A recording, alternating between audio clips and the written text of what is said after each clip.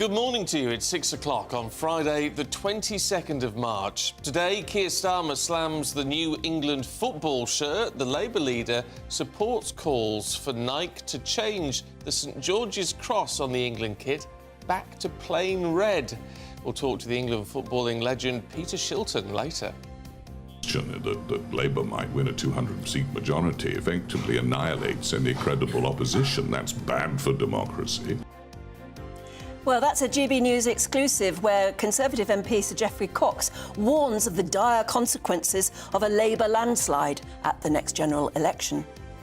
Small boat surge. Improved weather in recent days sees the highest number of small boat crossings so far this year. Time to target spiking. The Home Secretary has vowed to hold perpetrators to account by updating the law. As the head of MI6 and others leave the private Garrick Club because it's male only, we're asking, is it time to let women in? And in the sport this morning, Wales are only one game away now from the Euros after thrashing Finland, but Poland will not be so easy on Tuesday. Leicester, the latest club to face a Premier League charge, even though they're not technically in the Premier League, and the England shirt then with the playful update to the St George's flag. The spring equinox may have just occurred, but it's going to feel more like winter over the next few days, with the winds changing direction. Find out the full details in the forecast coming up soon. Morning to you, I'm Stephen Dixon. And I'm Anne Diamond, and this is Breakfast on GB News.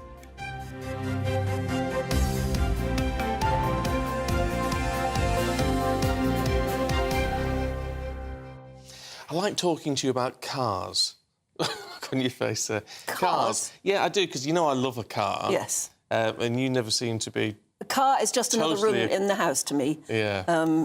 It's an outdoor room, really. It's where I stuff everything. I've been looking at new cars, actually. What? Not that I'm going to get one, but I've just been... You know when you just sort of... The minute you start to talk tease about yourself. it, I know you're going to be looking. Yeah, you just sort Why? of What do you tease yourself. fancy? I'm not saying, because it sounds really ridiculously sort of posh. A roller. A road, no. But it's not something I can afford. But Ferrari. But I've been looking and configuring Yeah. it on the website and Yeah. all that sort of thing, like you do, and then obviously Sporty? forget about it. Porsche, 4x4, 4x4 Porsche. Oh, yes. They're very nice. I'm not going to get one. You see them overtaking you on the motorway, don't you? And you think, they're rather nice. They just look nice. It's the shape, and I like the tech. I love the tech in them, as you know. Anyway, in the Star this morning, that's saying that the former head of MI6 is raising concerns about all these Chinese chips, all the technology in the cars. And I say a lot of it has Chinese chips. Chinese Chips. Yeah. You know, silicon chips, those. Yeah. And it says they could be eavesdropping on us. Oh, sure they are already. But I don't care. They can tell where you're driving and where you're going. And Do they care? your shopping habits. And If I'm going to Sainsbury's... I know. Of and what interest is that to China? And chatting on the phone to my mother as I'm going there, saying, "Oh, what are you up to today?" Well, they may Does it not be. matter? They may not be so interested in what you're up to, but there will be people, politicians, world leaders, Oh, yes. who will be driving around while their car eavesdrops on them, Yeah, but surely they can have specialist cars. jamming devices or something. Well, that sort of thing, yeah. You'd think so, Bit weird. because all their cars are specially made anyway. You know, with One would hope so. bulletproof glass. You just and all hope they've that. thought of this. You know, we're constantly having to work against what they're trying to outdo each other in the techie world, aren't we? I just love the idea Crazy. of someone in Beijing listening into me To your waffling on car. or talking to the dog or me ordering a coffee at McDonald's. One day it may be very important. You may not think so now, but one day. Oh, and then we heard there in the weather that the wind is changing direction today. And when the wind changes direction, you have to be very careful, don't you? Can't remember why. It's something Mary Poppins said. When the wind changes direction, Your face can... your face goes weird. Yeah. Be very careful. If anyone watching knows what on earth I'm talking about, please get in touch. gbviews@gbnews.com. But I'm pretty sure it was something Mary Poppins said. Yes, you makes don't your pull a face. Yes, because it'll stick. Yes, that's right. It'll stick in that. It's like custard puts configuration. hairs on your chest. What does? Custard. Puts hairs on your chest. Yeah, if you eat custard, it puts hairs on your chest, and if you eat the crusts of your bread, it makes your hair curly. That's right. That's true. Very true. All very, very true. Old wives' tales, if you know any. Yes, do get in touch. Yes. Love an old wives' tale. Yeah, that would be quite good, actually. gbviews@gbnews.com. Give us something to smile about this morning. Right, should we have a look at politics for you? Because Sir Keir Starmer has branded Nike's changes to the St George's Cross on the England jersey as wrong and unnecessary. There it is on the back of someone's neck. It's caused quite a hoo-ha, hasn't it? This comes as Sir Keir, the former Attorney General, Geoffrey Cox, branded Labour's polling lead a disaster for democracy. Listen to this. Has your party got a death wish? Is it just exhausted? 14 years of in government with other parties, the DUP and the Lib Dems, of which you've only been in power for about 7 years on your own, by the way. But anyway, is there a death wish in the party? We can't afford that kind of self-indulgence. You know, the Conservative Party represents a cluster of important values, ideals, principles, which, if the country is without, it's a very dangerous thing for democracy. I mean, at the moment, a 200-seat majority, an 80-seat majority is big, but the proposal at the moment, the suggestion that Labour might win a 200-seat majority effectively annihilates any credible opposition. That's bad for democracy. But on our part, we need to show why. All right, let's get the thoughts of political commentator Andy Williams, who is here. What is interesting about that, I think, more than anything else, is it's the first time we've had an admission from someone who at least used to be very senior in the party, saying that this election is not about winning, really, for the Conservatives now. It's about mitigating the losses. Minimising defeat. And I think Geoffrey Cox is only saying out loud what lots of senior Conservatives, including very senior cabinet ministers, excuse me, are saying in private. There is broad recognition that this election has already been lost and that it's about damage limitation. And it is really important because it's the difference between whether, if Labour win a slim majority, then the fight is on for the next election. I know it seems silly to look 5 years ahead, but it does make a difference, versus basically accepting that we have 10 years of Labour government ahead. And what's remarkable about this is that it's only in 2019 that the Conservatives won an 80-seat majority and people were talking about 10 years of Boris Johnson as Prime Minister. That's extraordinary, isn't it? Absolutely. But what I also wonder is, having an acknowledgement that the Tories are going to lose and lose badly, disastrously maybe, having that acknowledgement coming from somebody so senior is very demoralising for everybody else in the party, but also doesn't it make it then look rather immoral for them to just drag on right through to maybe November? Well, I think there's definitely a challenge around they need to get their members and their supporters out on the doorstep asking people to vote for them, because if people think it's a lost cause, they might not vote. That's a huge challenge. They might also think, hang on a minute, there's a credible alternative 4 points behind in the polls, which is reform. Now, I didn't think that the Conservatives... Only 4 points. Yeah, 4 points yesterday. The Conservatives are on 19, according to YouGov. I mean, that is about as bad as it gets for them. Is it the right thing to do to drag on? I mean, personally, I think Rishi Sunak should name the date now. I think he should name it for October or November, and then everyone knows where we stand. That would be a very, very long run-up, wouldn't it? If he did that, because it'd be full electioneering then. In terms of reform, if they're only 4 points behind the Conservatives in the latest poll, do we need to stop the narrative, which we have been using legitimately, saying, well, they're doing all right in the polls, but they won't win any seats? Do we need to change that perspective now? I think it's really difficult to say. It depends on Reform's electoral strategy. There's a lot of evidence that in certain parts of the country with certain demographics, they do have a really good chance. So, for example, if you're a man in the north of England, you're more likely to vote Reform, according to polling, than you are to vote Conservative. So I think if they target seats in the Red Wall and other places where there's big disillusionment with the Conservatives and what they'd promised sort of 5 years ago under Boris Johnson, then they have a chance of winning some seats. I can't imagine that Reform are at the stage where they could take masses of seats. It's more about that portion of the vote that they'll be taking away that I think is going to result in that massive Labour landslide. And I really do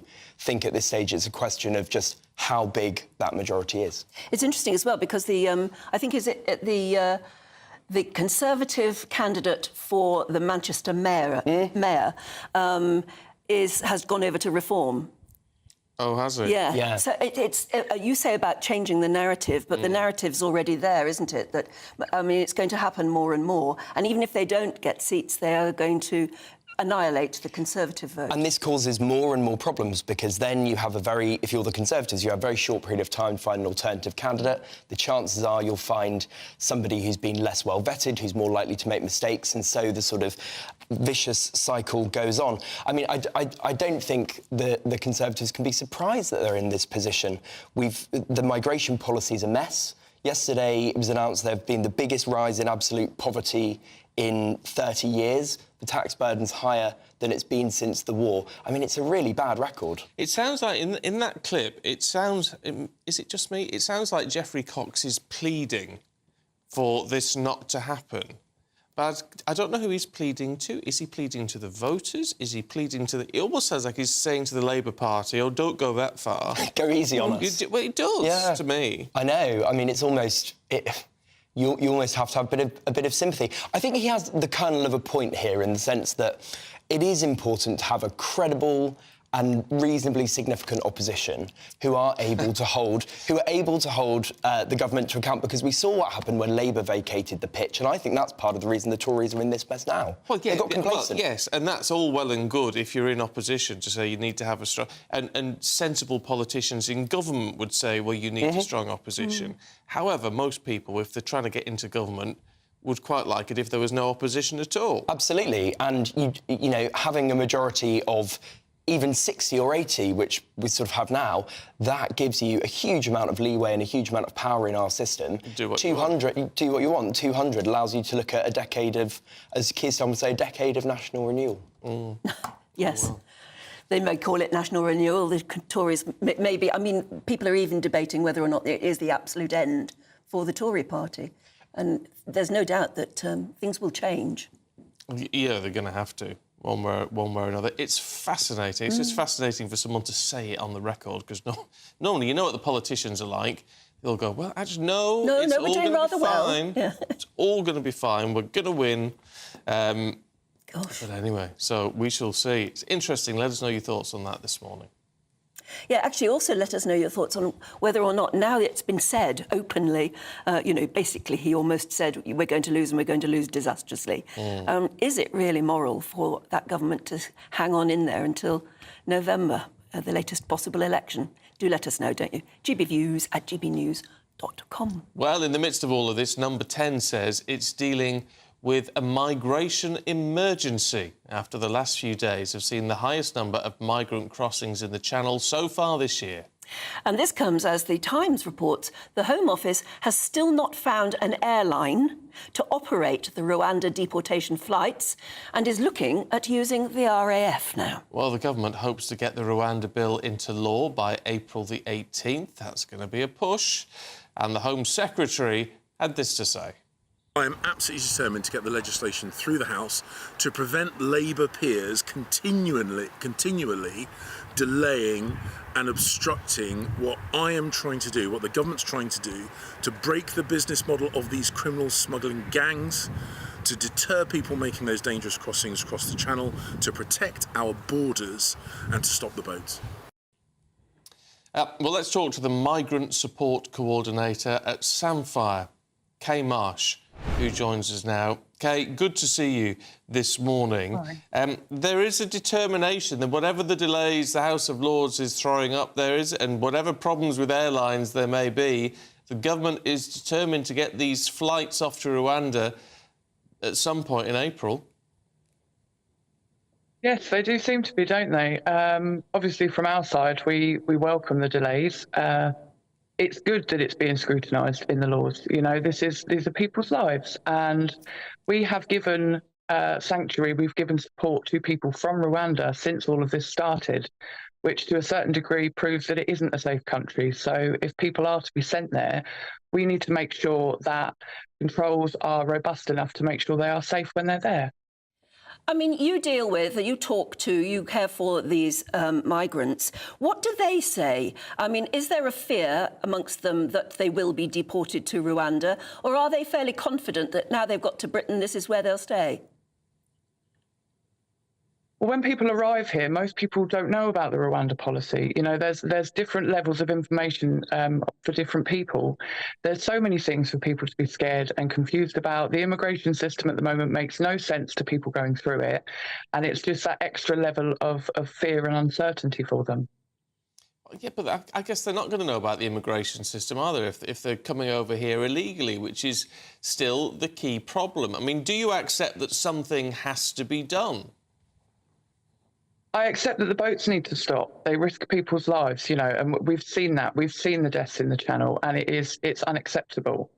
But there are a lot of people getting into these small boats that aren't illegal. They are genuine asylum seekers. They have genuine... Well, forgive me, Kay, they might not be illegal in that sense if they're processed, but they are coming here illegally. That's the problem. If you allow me to explain, there are people that have a right to be here that don't fit into any of the very narrow mechanisms that we have for coming here, you know, as you say, legally. People who have a legitimate claim to asylum are allowed to take irregular routes into the country because some people have no other choice. We need a safe and legal route, like a catch-all for people who have a legal claim to be here. If they could start their claim before ever needing to get into the boat, or use a humanitarian visa scheme like we saw with the Ukrainian situation, which worked so well, you know, those people never had to get into small boats and they were brought here safely and legally. It does seem, well, I think everybody accepts now by looking around the world that we're certainly not the only country having to deal with this problem. Are there any countries doing it better than us that we could look to? Quite possibly. Germany seemed to be, you know, things we hear about Germany, that they deal with the situation very well. Obviously, there's pluses and minuses on both sides that we hear, and it very much depends on where you get your information from. The safe and legal route has been mentioned by Labour and Conservative, but nobody has really mentioned what that might look like or when that might be implemented. And, you know, this sort of strategy of deterrence is just not working. And that is what we keep falling back on, is more deterrence, but it isn't working. All we'll see from Rwanda, for instance, as a deterrent, we won't see the numbers go down. We will see people take more and more risk and put their lives at risk in more dangerous ways. We'll see more crossings under the cover of darkness. We saw the other day a child died in inland waterways in France, where people are quite clearly trying to get to the Channel from inland waterways. And that's another level of risk, isn't it? So, yeah, we won't see the numbers go down. Deterrents don't work. We definitely, desperately need safe and legal routes to asylum in the UK. Well, you say deterrents don't work. The problem is we haven't got a deterrent at the moment. The Rwanda plan is meant to be a deterrent scheme, but it's not up and running. So until it's up and running, we're not going to know, are we? Well, we have, though, haven't we? Because currently we're locking people up in detention centres, aren't we? And in completely unsuitable housing accommodation and things like that. So we do have deterrent strategies. We're not welcoming people with open arms and looking after them, are we? Well, of course we're not. We can't afford, I mean, we can hardly afford to do what we're doing now. No, because the immigration system is broken and it's been mismanaged for so long. You know, there are ways to make this work. You know, when you have more than enough, you have to share. There are areas in the world at the moment that are completely unlivable. There'd be lots of people watching this, though, Kay, this morning, who would say, we haven't got more than enough. There are people up and down the country absolutely struggling. Yeah, myself included. You know, I understand that, I really do. But look at what is going on in the world. You know, half the world is in conflict. Are we just saying that that isn't our problem, that we don't have any moral responsibility to help people? Well, I think there's plenty of people that would agree with me. The truth is that none of us seem to know the answer to this problem, do we? Yes, we do. We do. Safe and legal routes to asylum. That is how you regulate the immigration system. At the moment, we have a lot of people who do have a legitimate claim to be here, but there is no legal, regular route for them to get here, for them to process their claim before needing to be here. So they get into small boats. If we had a safe route to start the application before needing to come to the UK, we could vet people, we could do all the necessary checks before they ever reached British soil, and then we could bring them here safely. The remaining number of people trying to cross through irregular routes would be so small, we would be easily able to manage them. All right, in your mind, though, would that mean necessarily more people being allowed into the country, fewer people? I mean, how would it work in terms of the numbers, do you think? I believe it would mean fewer people, but the people that would come in here would have better safety, better security, because we would have a regulated migration system. At the moment, we've got people who have legitimate claims, people who don't, possible criminals. I know that is a concern of most people. When we're forcing all of those people to jump into a boat and cross the channel, we don't know who they are, and we're not vetting them until they get here.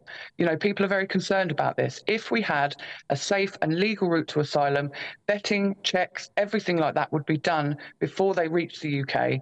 People would be brought here safely if their claim was found to be legitimate. Anybody then trying to get into a small boat or taking an irregular route would be quite out and out breaking the law, and we would be able to scoop them up and deal with them.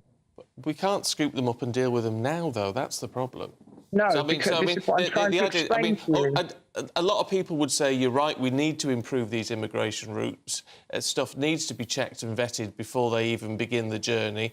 You're quite right. However, for those people who then fail that process, what's to stop them just getting on a boat and coming over like they are doing now? Nothing, of course, but the number would go down significantly, so it would be manageable. Because at the moment, we have legitimate and non-legitimate cases all grouped together. If we could give people a legitimate route, anybody with a real legal claim to asylum would take that route and they wouldn't get into a small boat. So the people coming, at the moment, we can't really prosecute people coming through irregular channels because there isn't a catch-all channel for people with a legitimate claim. So we don't know who's genuine and who isn't. If we had that catch-all mechanism for people before they needed to get into the boat, anybody trying to take an irregular route would quite clearly be breaking the law, and then we could do something about it. We can't do that at the moment. Well, we better leave it there, Kay. Thanks very much indeed for joining us once again. I'm sure we'll be talking more in the future too. Well, look, I mean, it's interesting to get that perspective. Would it work as a strategy?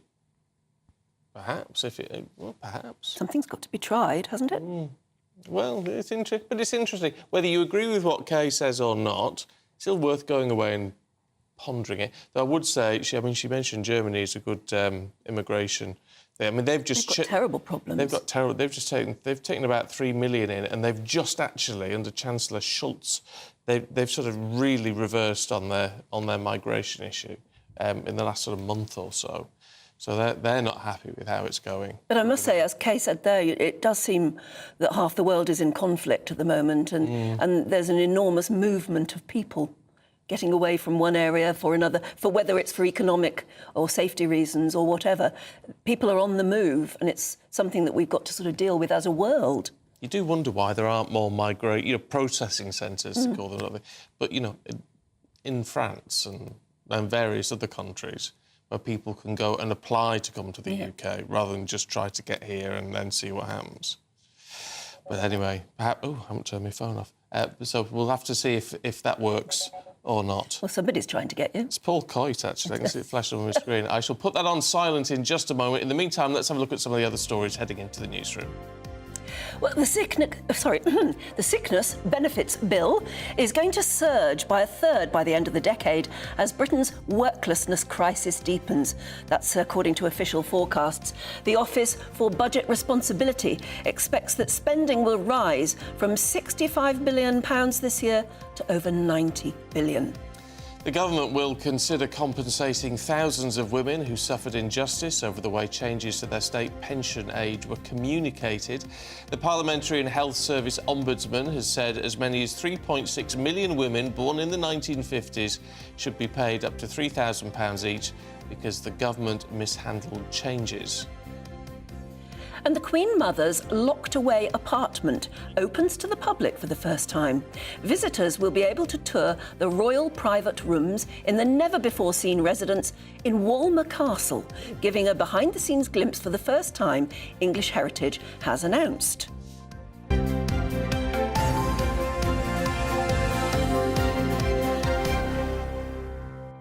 Never heard of Walmer Castle. I've never heard of Walmer Castle. Looked very nice on the pictures if you're watching on the TV. Well, it was her little hideaway. Well, there you Walmer go. Castle is in Holy Roman Empire, English coast. I'll get there in the end. Walmer Castle. Cool. It's look at beautiful. it. It's in Kent. Originally, it was built to sort of protect against invasion from France. But it was obviously, I've never heard that before. But it was the Queen Mother's little hideaway.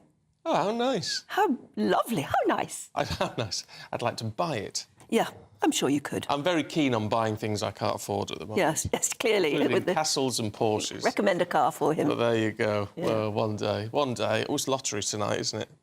Oh. I mean, you never know. Got to be in it to win it. Well, you've got to be, yes, indeed.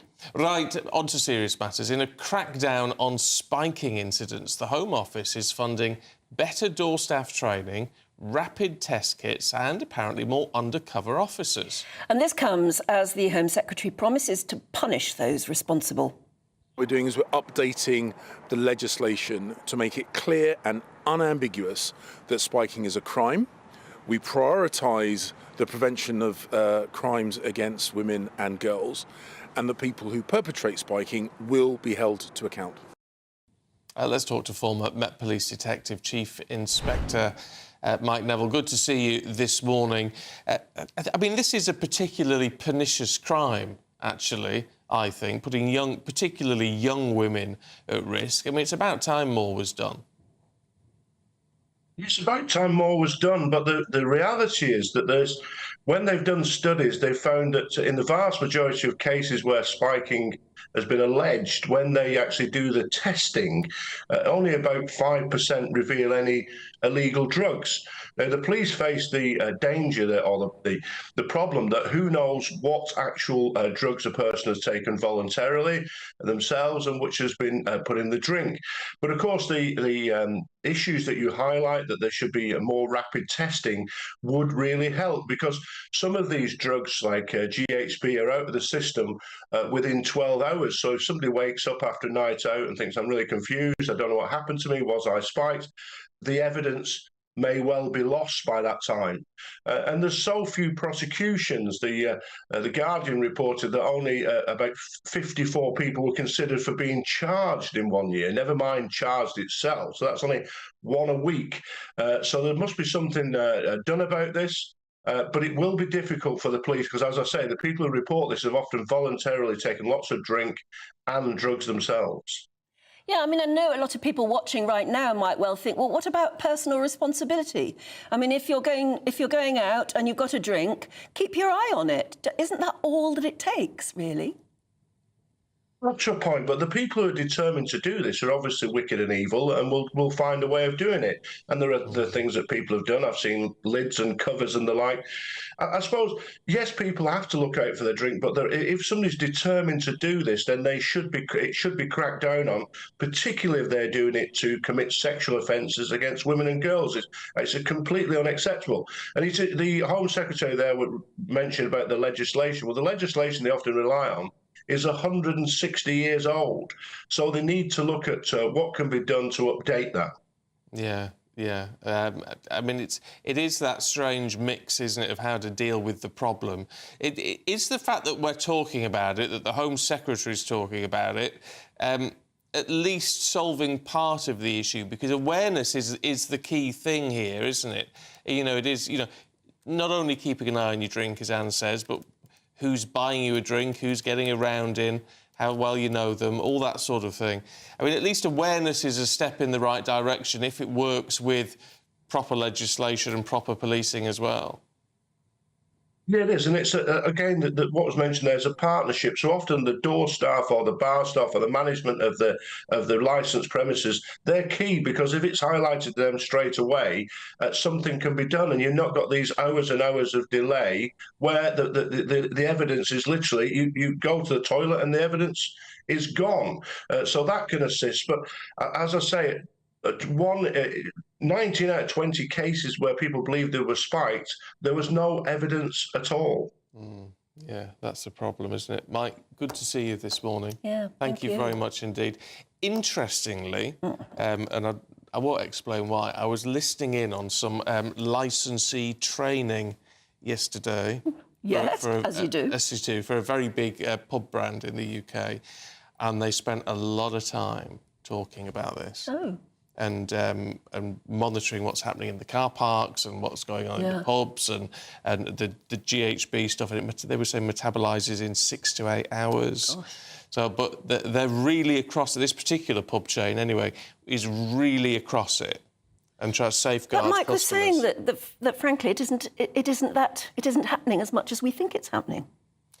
Well, did he say that? No, he said 95% of cases were found not to have had a drug inside. Ah, yeah, but that's because it's metabolised out by the time it's been done. The test has been done too late. Too late, because if you do the test 6 to 8 hours later, it's out of your system. We've spoken about this before, haven't we? And I'm sure some scientist somewhere can come up with, like a twirly stick or something you have in your drink that will change colour or do something if it detects one of those drugs. I mean, that's got to be the thing. Yeah. That's got to be the thing, that everyone just gets one of these in your drink. Yeah. But when did they say when it happens most? Does it happen when drinks are being served at the bar? Does it happen when people are sitting around a table and just chattering and not keeping an eye on their drink? Does it happen when somebody pops off to the loo and leaves their drink entirely alone? Don't know. Well, you were watching the training video. Oh, they didn't say in the video. They didn't say that, okay. No, didn't say in the video. But, I mean, we all know... I mean, I know people... My niece, who's 21, she's known people that have had their drinks spiked and things, and it's one thing you have to sort of say to her, you've got to be so careful of this now. She didn't think about it when we were young. No, we didn't, no. But do you think some people think their drink has been spiked because they are feeling woozy or out of their head or whatever, and it's actually not because it's been spiked, it's because they've simply drunk too much? Yeah, that's going to happen, isn't it? That is going to happen, but it's when you see people lose control very quickly. Yeah. And that's when it does happen. Well, you've got to be so does. careful. Yeah. Anyway, if you've got any thoughts on that... You've got to be with friends, and you've got to get your friends to watch out for you and your drinks as well. Twizzle sticks. Twizzle sticks, that's the word. And a cap on your lid on your glass. I think that's the way forward. Anyway, right, as we debate that amongst ourselves, let's see what the weather's going to do for you today. A brighter outlook with Box Solar, sponsors of weather on GB News. Hi there, good morning. Welcome to the GB News forecast from the Met Office. It is a damp start out there in the south, a lot of cloud as well, but it does turn brighter from the north, albeit with a cold wind arriving by the end of the day. Here's the extent of the cloud and rain through the morning across East Anglia, the south and southeast of England. Eventually the rain becomes confined to London and the far southeast by the afternoon. Brighter skies arrive from the north and northwest, but with a cold wind and frequent showers already packing in across Scotland, Northern Ireland, arriving into northern England, parts of Wales and the Midlands later. It's going to feel cold wherever you are, though, with that wind coming in from the Arctic, and temperatures will feel more like the mid to high single figures than 11 or 12 Celsius. The wind gets even stronger on Friday night with the risk of gales for the far north of Scotland, frequent downpours, and it's cold enough for those showers to be falling as snow over the tops of the Pennines and the Scottish mountains. A touch of frost possible overnight, but because of the blustery air, well, it's not going to be widespread, just sheltered spots really, waking up to -1 or -2 Celsius. Nevertheless, could affect gardens across the land. Now, into Saturday morning, we're going to see further showers arriving, initially in the north and the west, but just about anywhere by the afternoon could be prone to those downpours. They'll be heavy at times, but they'll be interspersed by some brighter interludes. However, it will continue to feel cold in that wind. That warm feeling inside from Boxed Boilers, sponsors of weather on GB News. There you are. I see. It's the wind changing. Don't pull a face like that, because if the wind changes, it'll stay. Yeah, there you go. It's what your mum always used to say if you were pulling a face. It's true. It's true. I'm sure it's true. Right, don't miss out on your chance to win our Great British Spring giveaway. There's tech, treats and £12,345 in tax-free cash. It could be yours. Here's how. there's still time to win our giveaway packed with seasonal essentials. First, there's an incredible £12,345 in tax-free cash to be won. Cash to make your bank account bloom. Plus a spring shopping spree with £500 in shopping vouchers to spend in the store of your choice. And finally, a garden gadget package including a handheld games console, a portable smart speaker and a pizza oven. For another chance to win the vouchers, the treats and £12,345 in tax-free cash, text GBWIN to 84902. Text costs £2 plus one standard network rate message, or post your name and number to GB03 PO Box 8690 Derby DE1 9TT. UK only. Entrance must be 18 or over. Lines close at 5 p.m. on Friday the 29th of March. Full terms and privacy notice at gbnews.com/win. Please check the closing time if watching or listening on demand. Good luck. Right, don't go anywhere. We've got all the sport with Paul in just a moment.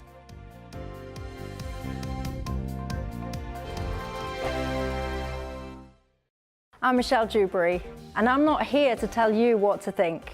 I'd much rather hear what you have to say.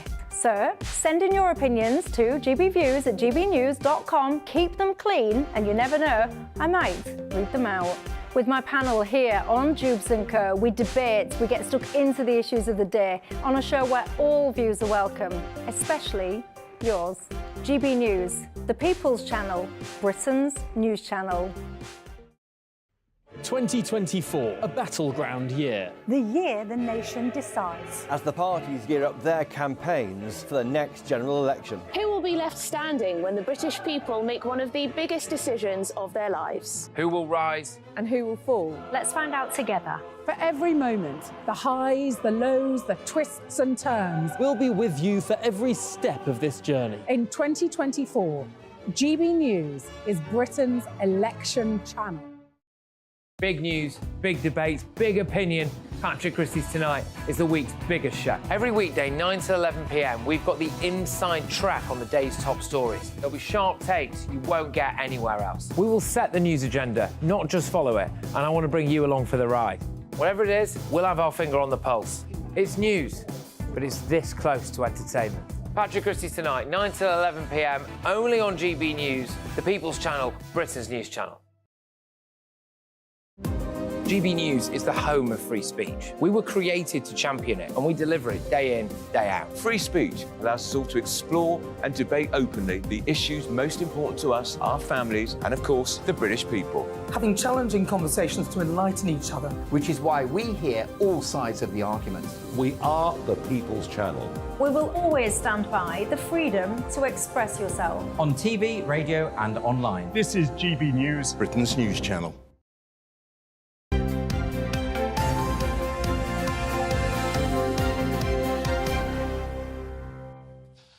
It was hot in here last week. Now it's cold. Now it's cold. Oh, yeah, but I'd rather it was cold than hot. Well, at least it you was can put too jumpers hot. on. If I nip off and put a jumper on, you'll know why. Yes, right. Paul Coyte's I'll here. get you a blanket. Yes, If they say, an electric blanket. Electric, that would be nice, wouldn't it? Yeah, I'll sort that out. We've got a few plugs we down should here. plug down here. All right, let's talk about Wales. Yeah, Wales. Wales smashed it yesterday. They did really well. They beat Finland 4-1 yesterday. It was expected because if we're not aware, and it's all qualifying for the Euros, two playoff games for the Euros, one against Finland, which they're through, and now they've got to get past Poland, who beat Estonia yesterday. So, cut a long story short, make it much less complicated, all they've got to do now is play against Poland in Cardiff on Tuesday, and if they win... So, I mean, the fact that it's in Cardiff makes a huge difference because they've got a very good record at home, although there is a slight caveat to that fact that most of the teams that they've played against have not been at a very high standard. Is Poland considered high standard? I think so. I think, Poland are not what they were because they've actually managed to qualify sort of through the back door and through the fact they've done well in the Nations League. But you've got a player like Robert Lewandowski, who's one of the greatest strikers of all time that's playing for them. They're going to be a different level to Finland. So it's going to be tough. And I think I'd like to say yes, but maybe with home advantage, but it's going to be tricky. But Tuesday night, it's going to be a huge game for Wales. Yeah, it will be, won't it? Did you read between the lines what I was saying? Yes. Oh, yes. We got the message there, Paul. Yeah. I'm trying to be. It wasn't very subtle. It's Not very subtle. So Wales are going to get smashed by Poland on Tuesday. No, I absolutely don't think that. It's going to be a very tough game. But anyway, we look forward to that on Tuesday. It's going to be a hell of a game. Right, can we talk about this England kit? Yeah, we better had, hadn't we? Right, so Nike have produced this brand new England shirt, which when it came out, I thought it's a really lovely shirt. Yeah, it looks I really nice. like it. It does. It looks really smart. It's very classic. It's very nice. But the problem is that. Now, That's on the back of the collar. That's on the back of the collar. Now, that is their take on the St George's flag. Yeah. Now, I also should make a point that most England shirts in the past haven't had the St George's flag because the three lions is the emblem. Yeah. Yes. And that's usually the badge. And most international teams would have an emblem from their football association, which would usually be on there. But every now and again, you'll get the St George's flag. It has appeared on a few England shirts in the past. If that wasn't on there, we wouldn't be talking about it. We wouldn't be saying there's a lack of a St George's flag. That it wouldn't be a problem. It's the fact they pointed it out, though, didn't they? They sort of announced it. We've done a playful update to the George Cross. You did enough. I do have to read some old nonsense sometimes. Here we are. This is what Nike have said. The England 2024 home kit disrupts history. Disrupts. Oh. With a modern take on a classic, the trim on the cuffs takes its cues from the training gear worn by England's 1966 heroes. Back in 1966, there was no real design. It was a white shirt or it was a red shirt, and the tracksuit top just had stripes around it. Yeah. So whether that's true or not, the gradient of blues and reds topped with purple, the same colours also feature, and this is where we get to it, the interpretation of the flag of St George on the back. You don't interpret a flag. No, you I agree. I think it's a huge mistake. And I don't think they understand the sort of people who buy these shirts and follow England and, you know, football. They're very patriotic and they like things to be the traditional way. I agree. I don't think there's a lot of accusations, oh, it's woke, it's this, it's that. I honestly don't think it's that. I think it's them trying to be clever with an interpretation, which they've said, of the flag, but I think it's ill-advised, and I think the FA should have looked at it and gone, hang on, what is this? Is this a good idea? Because do they really think the fans are going to go, we love the interpretation of the flag? Would anyone really have cared if it wasn't? Keir Starmer's mentioned it in an interview that he's given, which is why. Well, it's because he was asked. That's the thing. Well, he You're was right. asked. You're right. It's because he was asked. I wouldn't have given it a second... I mean, I don't like it now that it's been pointed out, but I wouldn't have given it a second thought. No, but it's Nike who pointed it out to us. Oh, yeah. They really didn't need to, frankly, did Their they? special interpretation. And I agree. And also the other thing, the most important thing of all this, for as far as young fans are concerned, is the price of the shirt. That's the scandal to me. Outrageous. How much are the shirts? For an adult shirt, we're looking at 125 quid. For a kid's shirt, you'd expect would be a lot cheaper. It's £120. Oh, yeah, £5 off then. £5 off for a small size. So it's a child shirt. So, you know... Is that for a home and an away shirt? No, that's one... Well, what do you mean? That's for one shirt. Yeah, but on the away would be the same price. Yeah. Yeah. Yeah, so if you wanted two shirts, you'd have to pay twice that. And also, Anne, you've got to think there's a lot of kids who'd think, well, you know, I want the shorts, I want the socks. Yeah. Mum, Dad, can I go and watch the game? I'd love to wear the England shirt. Yeah, that's going to be 120 quid. It's outrageous. It is outrageous. And you get a lot of knockoffs that come from all around the world. This will only encourage that. And this is what's going to happen. People are going to be thinking, well, I'm not paying the proper price for that, or I could get a knockoff for like 30 quid. And does it really... And it's probably got the proper flag on the back. It's probably got the flag on it. Yeah, but the thing is, it's like, is it really... How much does it cost to produce a shirt like that? Really? Probably about £8. Probably something like that. And again, we were talking about the commission for fans and what the government are doing, and then it's almost like two fingers up to fans to be able to go, oh, yeah, by the way, fans are going to have to pay 120 quid for a football shirt. It's outrageous. Yeah, it is. Paul, on that note of outrage and fury... I know, I got to calm down. It's far too early for me to get outraged and furious. Yeah, but how do you feel about it at home? If you're a keen football fan, or you've got youngsters in the family who are, how on earth can you afford to keep up? You've got a couple of kids, you can't buy one each of them. No. Can you? Anyway, GB Views at gbnews.com for that one. Meanwhile, we've got the papers heading away in just a moment with the political consultant Emma Burnell and the podcaster Lewis Oakley. That's next.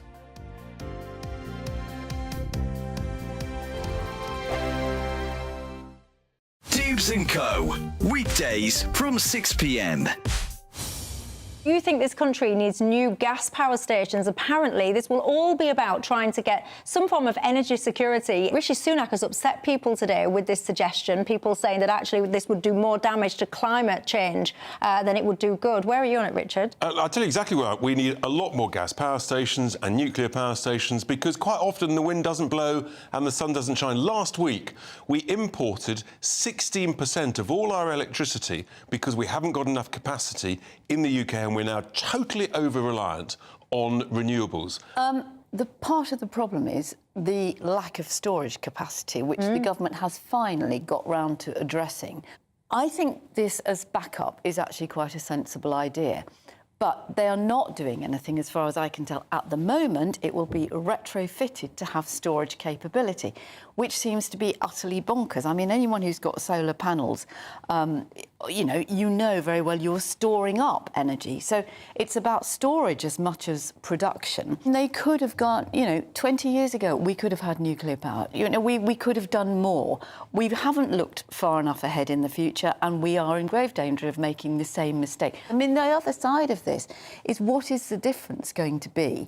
Blackouts are, they're irritating and... Irritating? It'd be disastrous. It would literally destroy our economy. Well, they would be now, but, some of us remember 3-day weeks and things like that. And in fact, I grew up thinking that everybody had, at least a couple of days a week when they had to eat off a primer stove and things. This is, again, I don't want to harp on, but this is one of the problems in the politics in our country, isn't it? So many politicians, they just think in election cycles. Absolutely. They just think, what can I do and say to get my own backside re-elected at the next general election? They're not always looking ahead. Actually, politics aside, what is genuinely the best thing for this country?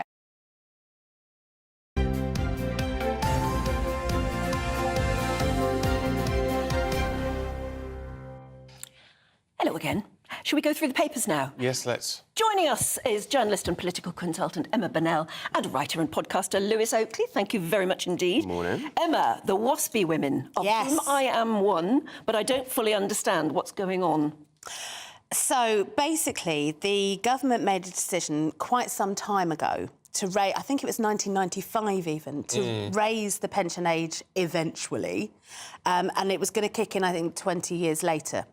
What they didn't do was communicate that very well. So a lot of women who came up to pension age or what they thought was going to be pension age at that point actually found that they weren't yet qualifying for their pension. They had been doing all of their financial planning with the idea in mind that they were going to retire at the same age as the women in the year before this cohort, but they actually had 6 more years that they had to then work. So it was extraordinarily badly communicated because it was so far in advance. Women just didn't know. Because initially it was thought up by John Major's government, I think. Yeah, exactly. It was the fag end of John Major's government. And then it was the coalition government under David Cameron who decided to sort of speed up the process. So it was going to be incremental, but actually it was all in one go. And they sold it as about gender equality. And there are arguments for it, and women do live longer.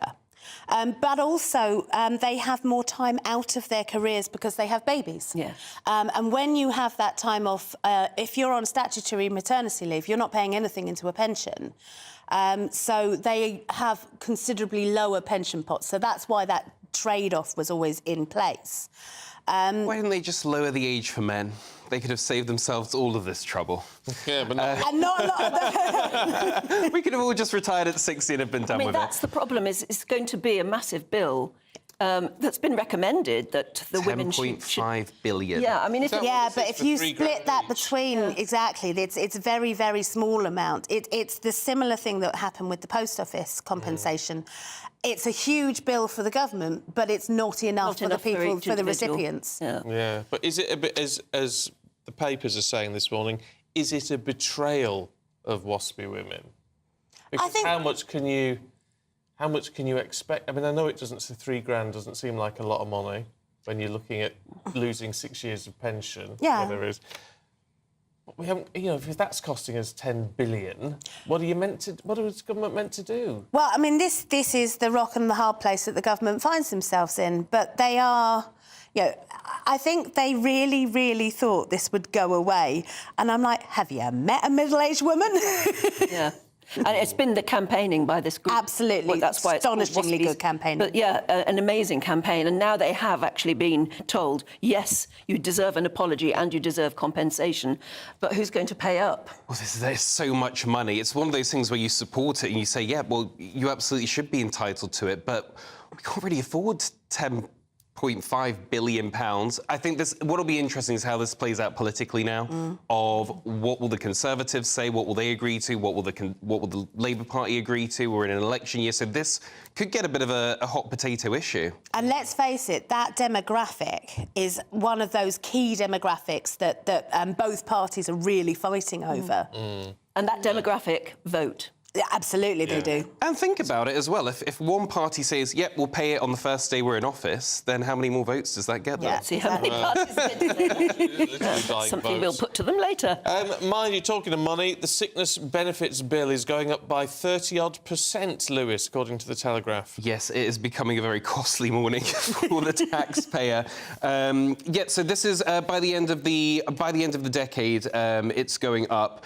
I mean, the thing is, you look at this. I think there's a tendency with this issue to look at it and just assume, oh well, they're not really sick. They're just doing it for the benefit money. And I think, well, there's going to be a percentage that is doing that, but that doesn't. It's a small percentage, and it's not going away. There are people sick. I would argue maybe you shouldn't have locked everyone in their homes for years, because that has really exacerbated the problem. But what are you going to do? And it can't be, oh, well, our response will be, we'll just say, well, you're well enough to type on a keyboard. We do need to look at this properly. A lot of this is about mental health. Yeah. Isn't it? And now there is this argument, and it was put forward yesterday by Mel Strider, Work and Pension Secretary, saying we've reached a point where the normal anxieties of life are being diagnosed as a mental health problem, and that is an issue. And he's got a point with that, hasn't he? I don't know, because neither me nor Mel Stride are actually clinicians. I think people who are written off work with mental health have gone through a process with doctors, so I'm not going to second-guess that process. Well, you only have to turn up at the GP and say, I'm stressed, and you won't get a sickness. Part of the problem is that we are not doing anything like enough preventative work, either in physical or mental health. If we were intervening much, much earlier on in people's lives and health and welfare and well-being, we would not have people reaching crisis point nearly so often. But the issue that he's saying is not that people who are in crisis shouldn't get help. He's saying these people aren't in crisis. They're just not resilient enough. They just think any up and down in life is a sickness. Well, I really disagree with him. I think there is I really do, because I think there's this tendency of sort of, an older generation maybe looking down on a younger generation, be like, what's there to be stressed about? It's like, well, that's easy for you to say when you grew up with 4 channels and not constant news telling you the world's going to end, everything's doomed, you're a bad person. When you could buy a house. Like, it's hard being a young person. Your phone is constantly beeping, telling you everything.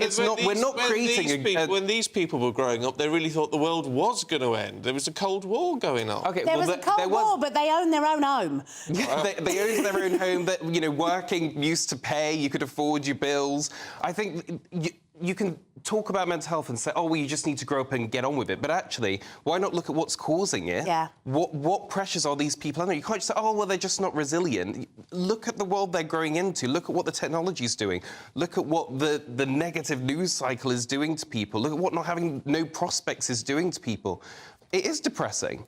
Oh, heck. No. So that's my take. That's a bit woke. It's a bit woke. I'm all for supporting people with mental health problems, but they've got to be mental health. But I do think, Lewis has a point in that the pressures of modern life are quite different than they were even 5 years ago, never mind 10 years ago, 20 years ago. And an awful lot of our system is not set up to support and, as I say, intervene early in order to support people through what they go through. So there are, mental health services in this country are in crisis and are completely broken.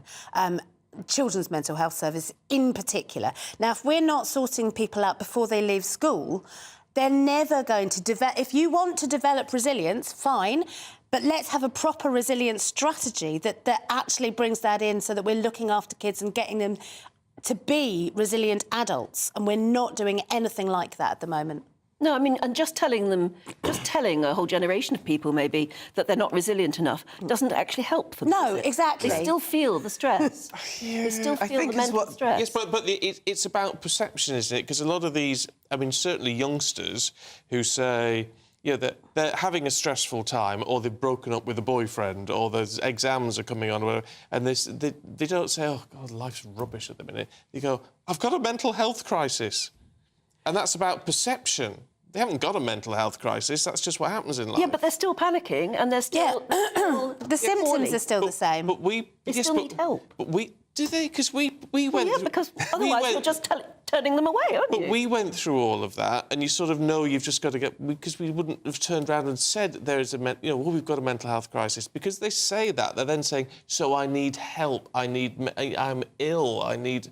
medical assistance. I need to go to these NHS resources. No, but I think that there is a crisis of people having mental health. So people have said, oh, we actually probably need to look at that and talk about it more. And as more people are talking about it, more people are identifying as, oh my God, that's me. I mean, I think there is a certain amount of difference between self-identifying, I have a mental health problem, I've got whatever I've seen on my latest TikToks, ADHD, tics, whatever, and people who need real, genuine care and support. But I think that second group is much bigger than we have expected, and that is to do with a lot of the pressures that are on people, unable to see a career, unable to see owning their own home, unable to see getting to the point where all of those things that probably helped you because you got stability in your life, ever coming to pass. And that it's all their fault, because there's a really interesting concept, and it's called the paradox of choice. That unfortunately, we can't explain. I'll tell you later. But thank you both very much indeed. Aidan's got you weather. A brighter outlook with Box Solar, sponsors of weather on GB News. Hi there, good morning. Welcome to the GB News forecast from the Met Office. It is a damp start out there in the south, a lot of cloud as well, but it does turn brighter from the north, albeit with a cold wind arriving by the end of the day. Here's the extent of the cloud and rain through the morning across East Anglia, the south and southeast of England. Eventually the rain becomes confined to London and the far southeast by the afternoon. Brighter skies arrive from the north and northwest, but with a cold wind and frequent showers already packing in across Scotland, Northern Ireland, arriving into northern England, parts of Wales and the Midlands later. It's going to feel cold wherever you are, though, with that wind coming in from the Arctic, and temperatures will feel more like the mid to high single figures than 11 or 12 Celsius. The wind gets even stronger on Friday night with the risk of gales for the far north of Scotland, frequent downpours, and it's cold enough for those showers to be falling as snow over the tops of the Pennines and the Scottish mountains. A touch of frost possible overnight, but because of the blustery air, well, it's not going to be widespread, just sheltered spots really, waking up to -1 or -2 Celsius. Nevertheless, could affect gardens across the land.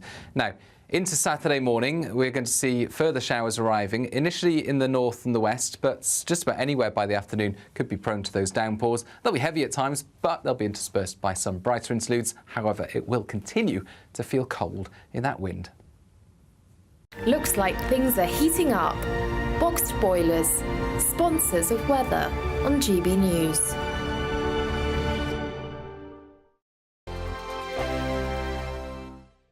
There's still time to win our giveaway packed with seasonal essentials. First, there's an incredible £12,345 in tax-free cash to be won. Cash to make your bank account bloom. Plus a spring shopping spree with £500 in shopping vouchers to spend in the store of your choice. And finally, a garden gadget package, including a handheld games console, a portable smart speaker and a pizza oven. For another chance to win the vouchers, the treats and £12,345 £245 in tax-free cash, text GBWIN to 84902. Text costs £2 plus one standard network rate message. Or post your name and number to GB03 PO Box 8690 Derby DE1 9TT. UK only. Entrance must be 18 or over. Lines close at 5 p.m. on Friday the 29th of March. Full terms and privacy notice at gbnews.com/win. Please check the closing time if watching or listening on demand. Good luck. Good afternoon, Britain. Good afternoon, Britain. Weekdays from midday, we bring you the most compelling stories from across the United Kingdom. And why it matters to you. From your doorstep to our inbox. That's right, we want to hear from you. Good afternoon, Britain. Only on GB News, the People's Channel, Britain's news channel. Every Sunday from 11, join Michael Portillo. There will be topical discussion, looking at the week before and the week to come. So kick back and relax at 11 a.m. on Sundays on GB News with me, Michael Portillo. GB News, the People's Channel, Britain's news channel. Your weekend starts here with Friday Night Live with me, Mark Dolan, 8 till 9 on GB News. Big stories, big guests and big laughs as we get you ready for a cracking weekend. That's Friday Night Live with Mark Dolan. Fridays 8 till 9 on GB News. Bring your own drinks. The admission's free.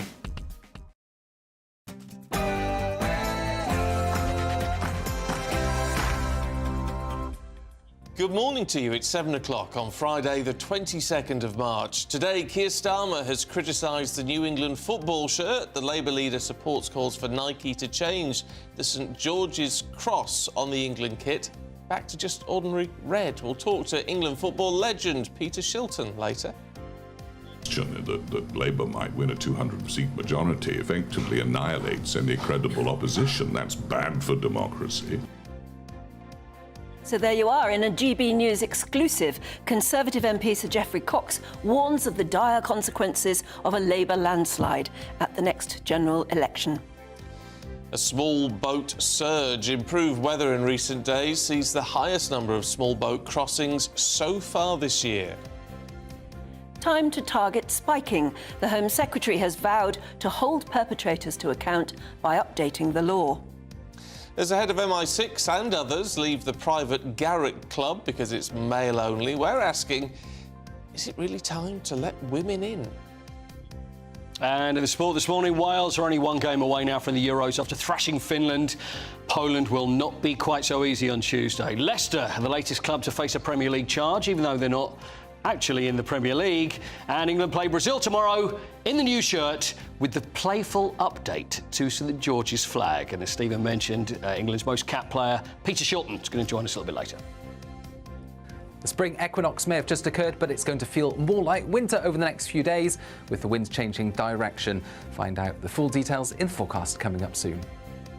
Morning to you, I'm Stephen Dixon. And I'm Anne Diamond, and this is Breakfast on GB News.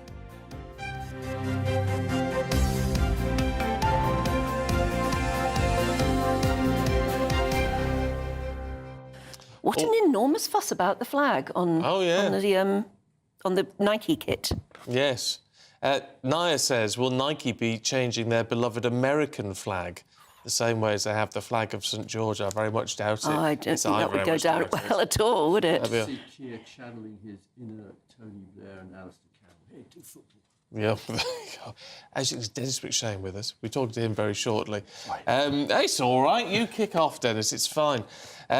Martin says it's an absolute disgrace the St George's flag has been changed. English national identity is being erased. Les says the new shirt has been the topic in my local club, which is full of Newcastle and England supporters and some lads who do travel to support the national team. And the main issue is the disrespect we feel has been shown again to our national English and British flags, both the St George's and the Union flag. We feel it's just another example of those who think they know better than us telling us we need to change. No other nation would allow it. Well, there you go. Keep your thoughts coming through. GB Views at gbnews.com. It is our top story this morning, or the top line, if you like, that Sir Keir Starmer has branded those changes by Nike to the St George's Cross as wrong and unnecessary. And this all comes as the former Attorney-General Geoffrey Cox branded Labour's polling lead a potential disaster for democracy. Has your party got a death wish? Is it just exhausted? 14 years of in government with other parties, the DUP and the Lib Dems, of which you've only been in power for about 7 years on your own, by the way. But anyway, is there a death wish in the party? We can't afford that kind of self-indulgence. You know, the Conservative Party represents a cluster of important values, ideals, principles, which, if the country is without, it's a very dangerous thing for democracy. I mean, at the moment, a 200-seat majority, an 80-seat majority is big, but the proposal at the moment, the suggestion that Labour might win a 200-seat majority effectively annihilates any credible opposition. That's bad for democracy. But on our part, we need to show why. Well, let's get the thoughts of political commentator Andy Williams, who's here. Andy, I just find this absolutely fascinating in that it's the first and, frankly, probably only admission we're going to get in the run-up to a general election from a sitting Conservative and former senior member of the party and of government saying, well, we're going to get wiped out. It's just how badly. Well, I don't think it will be the only admission. I mean, it is. No, you're right. It is the first from anybody who we could, credibly call a senior Conservative MP. But I think the closer we get, and the more obvious it becomes that there is going to be something approaching a landslide Labour victory, Conservative MPs and senior Conservatives, particularly with a number of them standing down. I think we're in the 50s or 60s in terms of MPs standing down. There'll be a lot more. And they have no incentive to do anything other than come out and say, yes, this is going to be a disaster.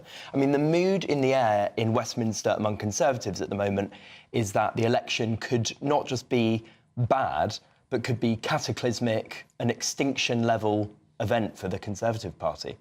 There's the talk that's been doing the rounds is of the general election that happened in Canada in the early 90s, where the Conservative government there went down from being in power to 3 seats. Wow. Now, I'm not suggesting that's going to happen here. Oddly enough, that was partly down to a party called Reform, wasn't it, in Canada? I think that's right.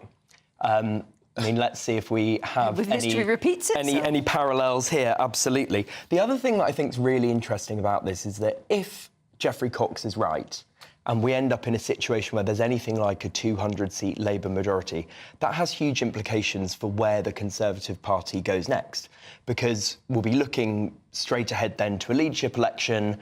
Who will they choose to be the leader of the opposition? Well, all of the names in the frame, many of them could find themselves out of Parliament. That's right. They could lose their seats. There are some big scalps are going to fall, aren't there? But as Stephen's put to you earlier, who's he appealing to? When he's warning of dire consequences and a threat to democracy, who's he telling? Why is he saying it, really? I think it speaks to a feeling of kind of exhaustion, and which I think is a word that Chris Hope used, actually, and just a sense that really there's nothing anybody can do anymore, a sense of powerlessness. Everything that Rishi Sunak is trying, nothing's quite coming off. He keeps encountering problems. Now, some people would say he's been unlucky. I would say his inheritance was bad, but he has handled things very badly as well, consistently. There's the tide is not turning, and I just can't see what is this moment or this sea change in opinion that's going to take place to do anything other than suggest a big Labour win. Yeah, it is extraordinary. Though he's got a point.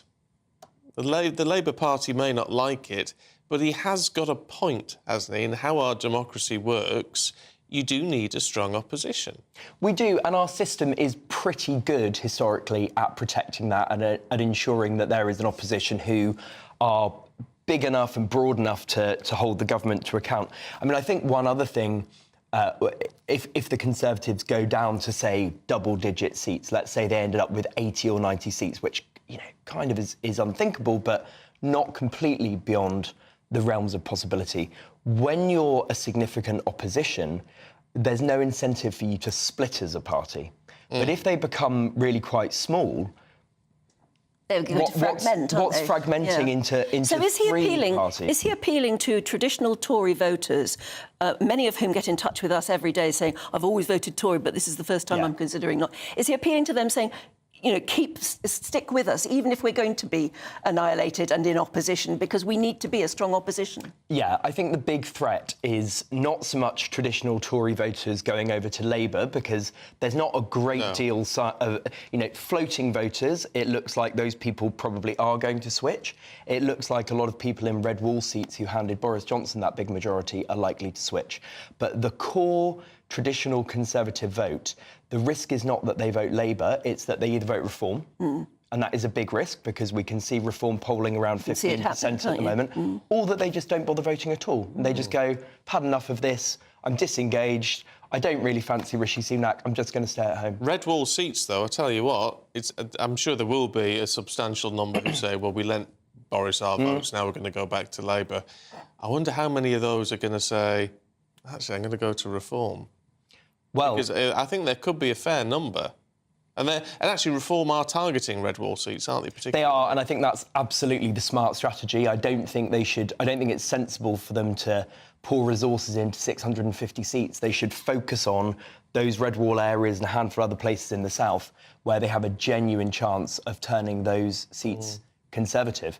But yeah, I mean, look, the reality is it is a question of how big that majority is, and we'll see how that shapes up. Oh, well, let us know what you think about Sir Geoffrey Cox's comments. It's a fascinating interview, absolutely Would fascinating. it be enough to stop you staying at home or going to Reform? The sheer fact that he's making that appeal. Yeah.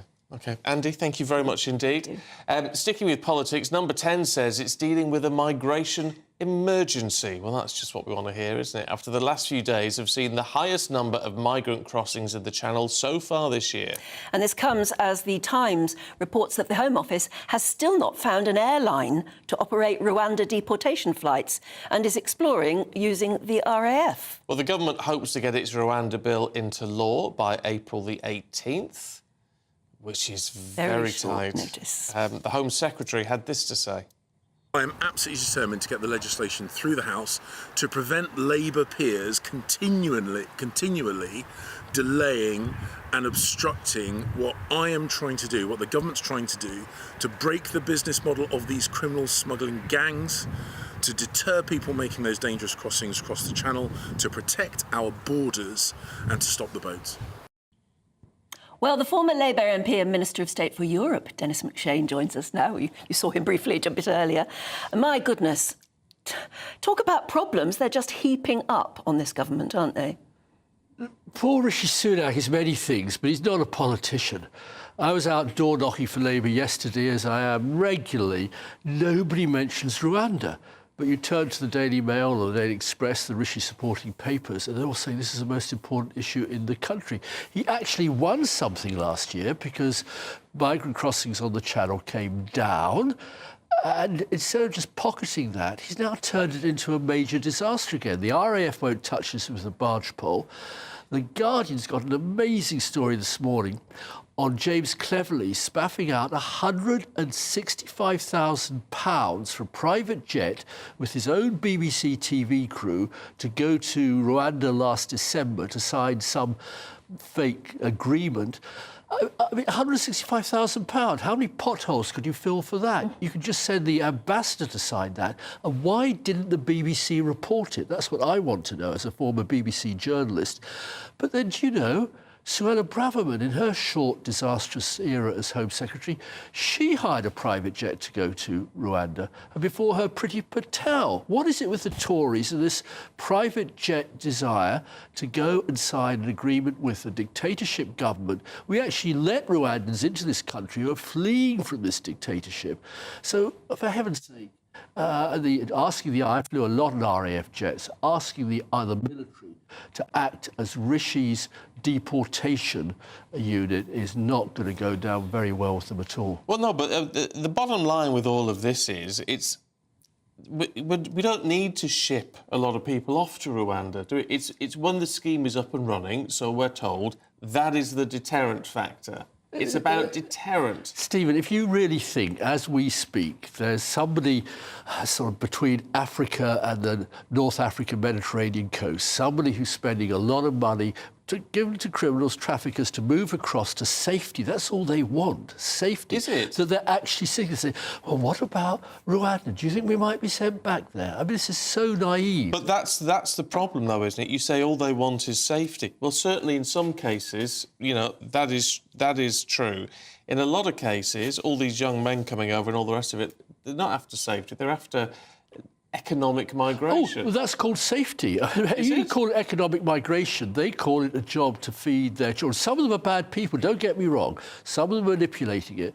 The vast majority simply are living in absolute hellholes. Not as bad as Gaza, but all over the approach roads, as in America. I mean, remember President Trump promised to build a wall? Not 1 metre was built, and they're still coming. Partly it's because we've stopped having children. Everybody needs the workers, the care home workers, the delivery drivers, the taxi drivers, everybody who serves. Let them all in, should they? Not at all, not at all. No, what we should be doing is regulating it much more toughly. We don't know who's in this country, because the first thing this Tory government did in 2010 was to abolish the beginnings of a sensible identity card scheme that Britain set up. And as a result, for the last 14 years, nobody in Britain, anywhere, has had to show where they're from to get a job, to get into school, to get into hospital, anything. And we have no regulation of the labour market.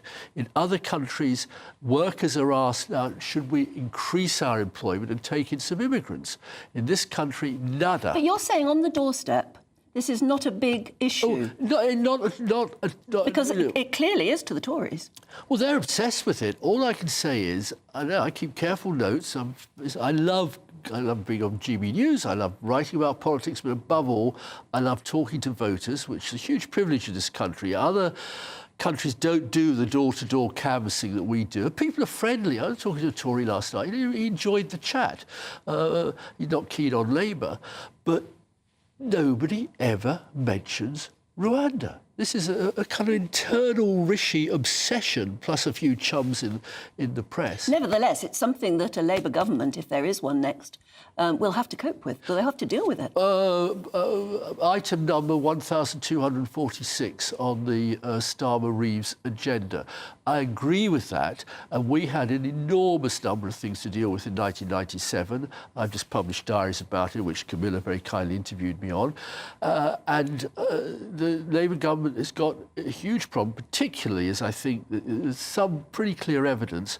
Bless Sir Geoffrey, I presume he was doing his interview in the Garrick Club, wasn't he? Don't know, actually. It could have been. They all belong. Probably just his library. They all belong to the Garrick Club. These judges and QCs. Only the male ones. No women there. You know, you have a relax hour or two with no ladies present. So all that we've got to start worrying about is they are making so many bad decisions and deliberately and cynically leaving us with a lot of problems. I just hope to God Yvette Cooper doesn't start spaffing out on £165,000 a trip private jets with her own private BBC crew. I think there'll be a moral difference, frankly, in the way Labour handles the resources of government. OK, well, we may well see later on this year. Dennis McShane, good to see you. Thank you very much, Steve. 16 minutes past 7 now. Just in, retail sales have shown no growth in February. This is down from 3.6% the month before. That's according to the Office for National Statistics. Let's talk to retail expert Jeremy Baker, who joins us now. Morning, Jeremy. What do you make of this? It's a bit of a shock. We sort of expected that people would recover from the nightmare of the high inflation war, economic war. And so far, it looks like they haven't. And so any war comes to an end, it's a dramatic moment, and people kind of pull themselves together and think, where are we now? So far, people are just recovering from the economic war, the inflation era. They're not sure what to do. That's how I see it. And the election is churning up discussion about the economy, job market, all the rest. We're all in a state of flux at the moment until the new post-war era begins. And the interest for people like me is what will happen during the post-war era. And some people are already in that era and doing well. Others are still left behind. I compared Marks & Spencer with John Lewis the other day. Marks & Spencer is really got in touch with the new elite shopper, the new elite British success story, and they're charging a fair amount of money for their food, but the shopper doesn't mind because they're the new elite. They're making money. So basically, we're in a situation where those who've got money hang on to it, and those who haven't. I think we've lost our guest actually there. Yeah. But yes, sort of nothing changes. Sort of issue. No. Mind you, I may be the saviour of things if I make my very expensive purchases. You'll probably bump the whole thing up, retail sales. Not that I'm going to. Dee has emailed in, morning Dee. She says, I have a great saying that's perfect for Stephen and his purchasing dreams. That is on one of her favourite T-shirts. It takes a lot of money to buy the things that I don't need. Absolutely. Yeah, fair point. Well, we can all dream. So I'm just having one of those dreaming phases at the moment, looking at posh cars and big houses. You've got itchy fingers. You want to buy something, don't you? I do. I know that feeling well. I can't afford any of it, so I keep hitting delete. But anyway, it's nice. Yeah, but the cookies follow you then, don't you? Oh, yes. The minute you've shown interest on your computer in one thing, the cookies follow you, and that's nightmare. I'll be getting an advert for Porsches. You will. Forever and a day now. I'm still not going to buy one. If only. Right, let's see what the weather's going to do for you today. Here's Aidan. A brighter outlook with Box Solar, sponsors of weather on GB News. Hi there, good morning. Welcome to the GB News forecast from the Met Office. It is a damp start out there in the south, a lot of cloud as well, but it does turn brighter from the north, albeit with a cold wind arriving by the end of the day. Here's the extent of the cloud and rain through the morning across East Anglia, the south and southeast of England. Eventually the rain becomes confined to London and the far southeast by the afternoon. Brighter skies arrive from the north and northwest, but with a cold wind and frequent showers already packing in across Scotland, Northern Ireland, arriving into northern England, parts of Wales and the Midlands later. It's going to feel cold wherever you are, though, with that wind coming in from the Arctic, and temperatures will feel more like the mid to high single figures than 11 or 12 Celsius. The wind gets even stronger on Friday night with the risk of gales for the far north of Scotland, frequent downpours, and it's cold enough for those showers to be falling as snow over the tops of the Pennines and the Scottish mountains. A touch of frost possible overnight, but because of the blustery air, well, it's not going to be widespread, just sheltered spots really, waking up to -1 or -2 Celsius. Nevertheless, could affect gardens across the land.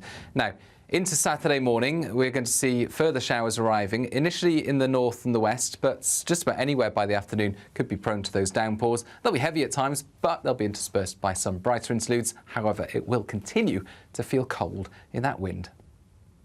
That warm feeling inside from Boxed Boilers, sponsors of weather on GB News. What are you laughing at? You and your story. I Oh, don't know if you no, want I've to share told it before. I've told it before. It was in the very early days of eBay, when I didn't fully understand how it worked, I bought 3 grand pianos one night. I didn't. Well, it's not your ordinary I purchase. thought I was sort of bidding, and then you heard back, and I hadn't. I'd actually bought 3 grand pianos, and I had to persuade one buyer to take it back. I just said, "I'm so sorry. I'm a complete dunce. I don't know what I'm doing." They just sort of cancelled that. But I had to buy the other 2. And then I had to obviously sell one on. So I did end up with one, the one that I wanted. But I was terrified. I couldn't believe I'd bought 3 grand pianos. I mean, that's a... I know. It was a little treat for my birthday. I thought I'll treat myself, yeah. Well, you could have one in each room. Well, absolutely. One in the bathroom, darling, yes. So be very careful, anyway, if you get itchy fingers like what Stephen has at the moment. Yeah, don't press the buy now, but... Unless, of course, you're very lucky with our great British Spring giveaway, where tech treats and £12,345 in tax-free cash could be yours. Here's how you enter. There's still time to win our giveaway packed with seasonal essentials. First, there's an incredible £12,345 in tax-free cash to be won. Cash to make your bank account bloom. Plus a spring shopping spree with £500 in shopping vouchers to spend in the store of your choice. And finally, a garden gadget package, including a handheld games console, a portable smart speaker and a pizza oven. For another chance to win the vouchers, the treats and £12,345 £145 in tax-free cash, text GBWIN to 84902. Text costs £2 plus one standard network rate message. Or post your name and number to GB03 PO Box 8690 Derby DE1 9TT. UK only. Entrance must be 18 or over. Lines close at 5 p.m. on Friday the 29th of March. Full terms and privacy notice at gbnews.com/win. Please check the closing time if watching or listening on demand. Good luck. Now, here's something that I don't know whether we should ever get ourselves worked up about it, really. You know, this talk about the Garrick Club, it's a men's-only club. Women are allowed in, but only as guests. They can't be members. Should you be bothered? I don't know. Should women be allowed into clubs like that? We'll be talking about that next. I think the most exciting bit for me is talking to people. People who I think are ignored often by the major news channels. We're going to give news they want to hear. There's a voice there that needs to be heard. I think there's a chance here for a diversity of opinion to be expressed, which you don't find elsewhere. It's really exciting. We don't hold back. We're free to say how decisions that are taken here affect us all around the country. Only on GB News, the People's Channel, Britain's news channel. I'm Christopher Hope. And I'm Gloria Di Piero, bringing you PMQ's live here on GB News. Whenever Parliament is in session on a Wednesday at midday, we'll bring you live coverage of Prime Minister's questions. We'll be asking our viewers and listeners to submit the questions that they would like to put to the Prime Minister, and we'll put that to our panel of top politicians in our Westminster studio. That's PMQ's live here on GB News, Britain's election channel. Join me, Camilla Tominey, every Sunday at 9:30 when I'll be interviewing the key players in British politics and taking them to task. This report basically says that he's not fit to stand trial. With an upcoming election looming over Westminster, now is the time for clear, honest answers. I agree. And that's precisely what I'll get. Is he indecisive? Incompetent? That's the Camilla Tominey Show at 9:30 every Sunday on GB News, the People's Channel, Britain's election channel. I'm Michelle Dewberry, and I'm not here to tell you what to think. I'd much rather hear what you have to say. So, send in your opinions to gbviews@gbnews.com. Keep them clean, and you never know, I might read them out. With my panel here on Jubes & Co, we debate, we get stuck into the issues of the day on a show where all views are welcome, especially yours. GB News, the People's Channel, Britain's news channel. Every Sunday from 11, join Michael Portillo. There will be topical discussion, looking at the week before and the week to come. So kick back and relax at 11 a.m. on Sundays on GB News with me, Michael Portillo. GB News, the People's Channel, Britain's news channel. I'm Andrew Doyle. Join me at 7 o'clock every Sunday night for Free Speech Nation, the show where I tackle the week's biggest stories in politics and current affairs with the help of my two comedian panellists and a variety of special guests. Free Speech Nation, Sunday nights from 7 on GB News, the People's Channel, Britain's news channel. Join us every night on GB News at 11 p.m. for Headliners, which is 3 top comedians going through the next day's news stories, which is exactly what you need, because when the establishment has gone crazy, you need some craziness to make sense of it. So join us 11 p.m. every night on GB News, the People's Channel, Britain's news channel.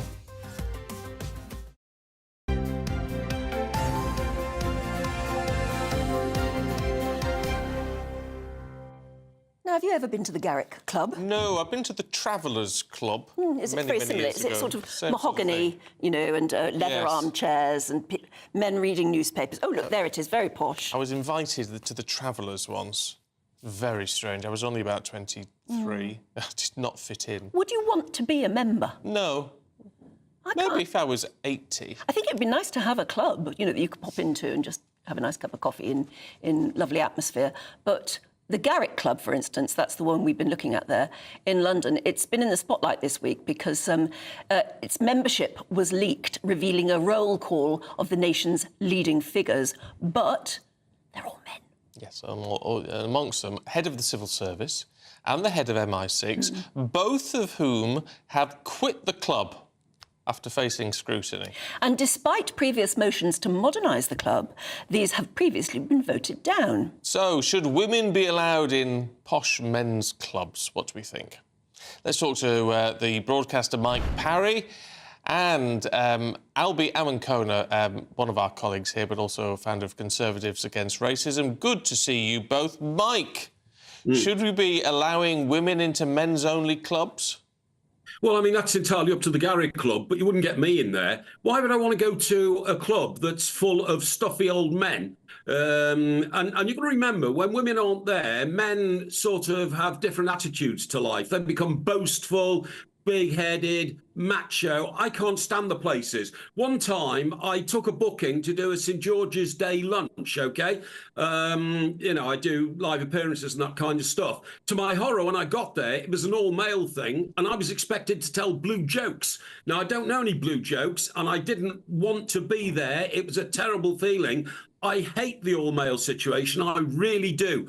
I've never been on a stag night. I can't bear the idea of a big group of men getting together to prove to each other how smart they are, how much money they've got, how well they've done in their job. I love women. I like women around. And if I go to anywhere socially, I want it to be a mixture of men and women, and it makes me feel better. I feel at ease, good company to have women and men mixing together. I just can't understand any bloke in the modern age who's been brought up in a civilised society who wants to go to an all-male club, and I can't understand the club existing on that premise. To me, it's utter nonsense. Well, it clearly keeps going. What do you think, Albie?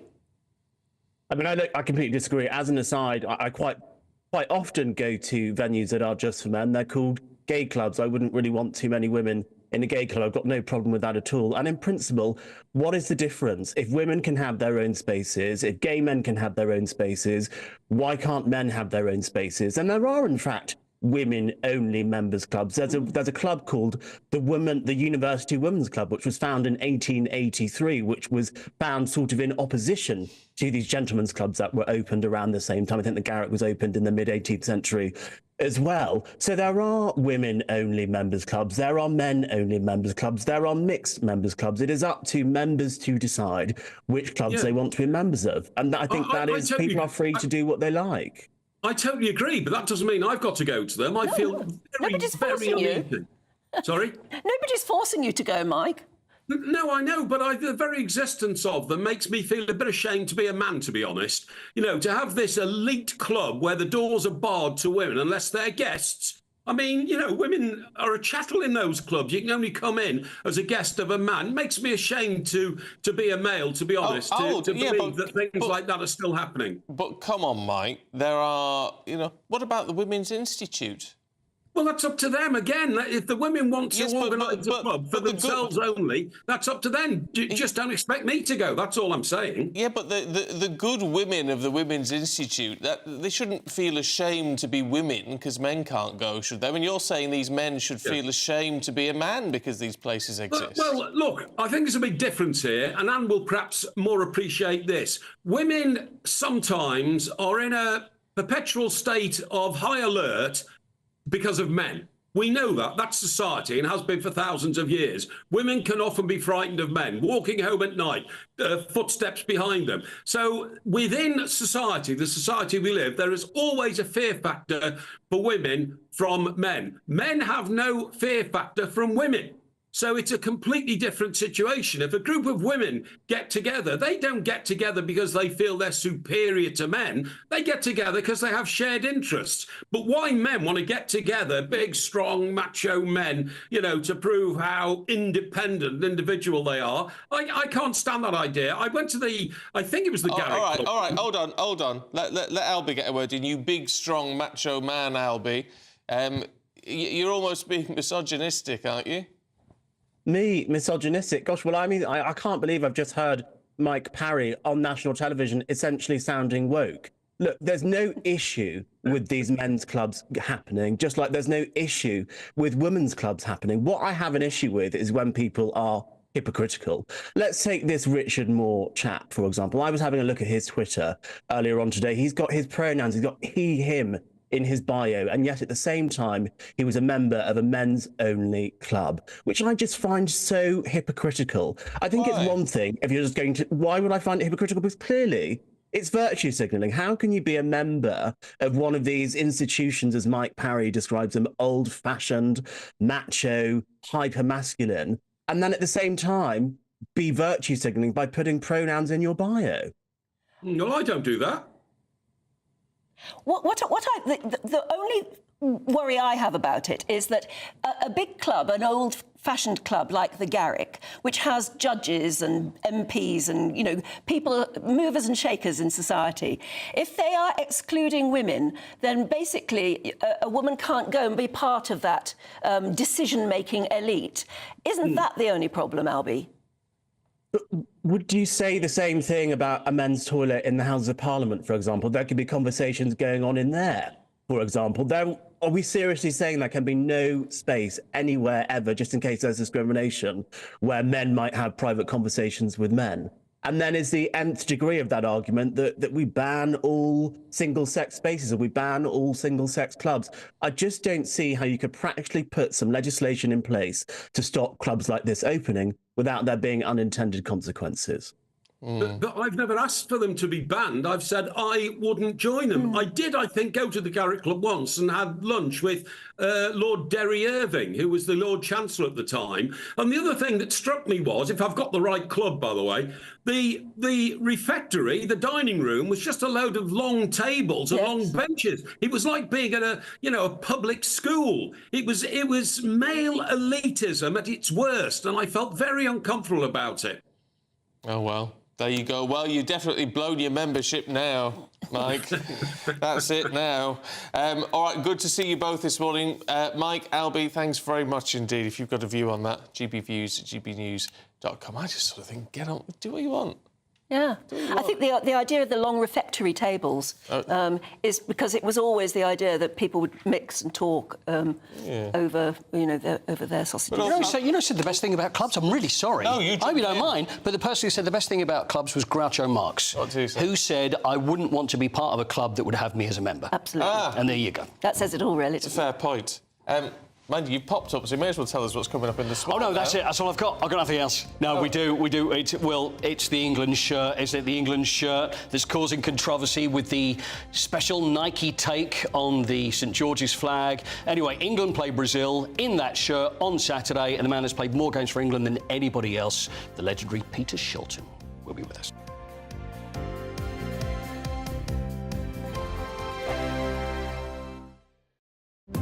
GB News is the home of free speech. We were created to champion it, and we deliver it day in, day out. Free speech allows us all to explore and debate openly the issues most important to us, our families, and of course, the British people. Having challenging conversations to enlighten each other. Which is why we hear all sides of the argument. We are the People's Channel. We will always stand by the freedom to express yourself. On TV, radio, and online. This is GB News, Britain's news channel.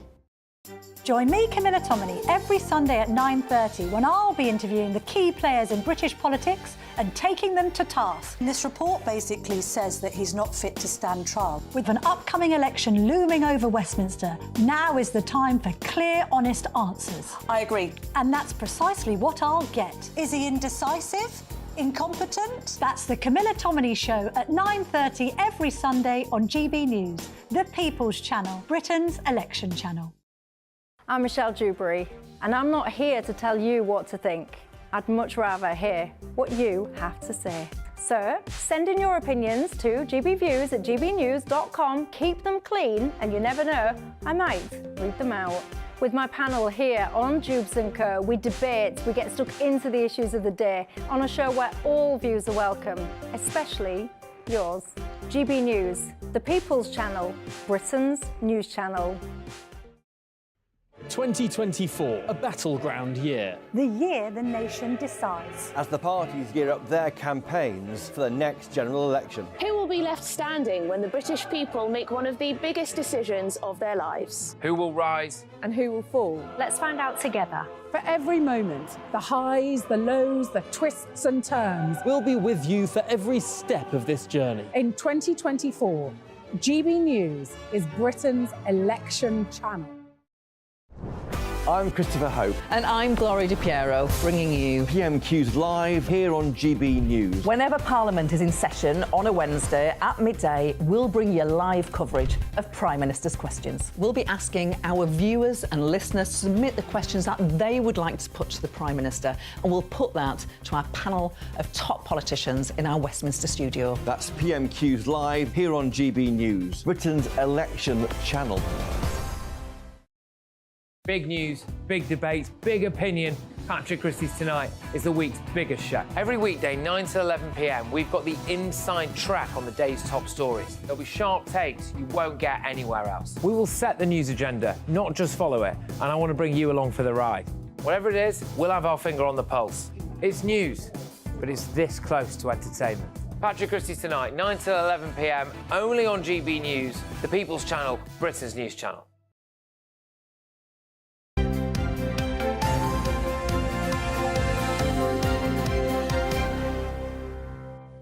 7:39. Morning to you. Paul Coyce is here. We have England shirts. Yeah. How you feeling about England shirts? Controversial, aren't they? Everybody's very upset about them. Yeah. What do you reckon is the most controversial part? Is it the flag or is it the price of them?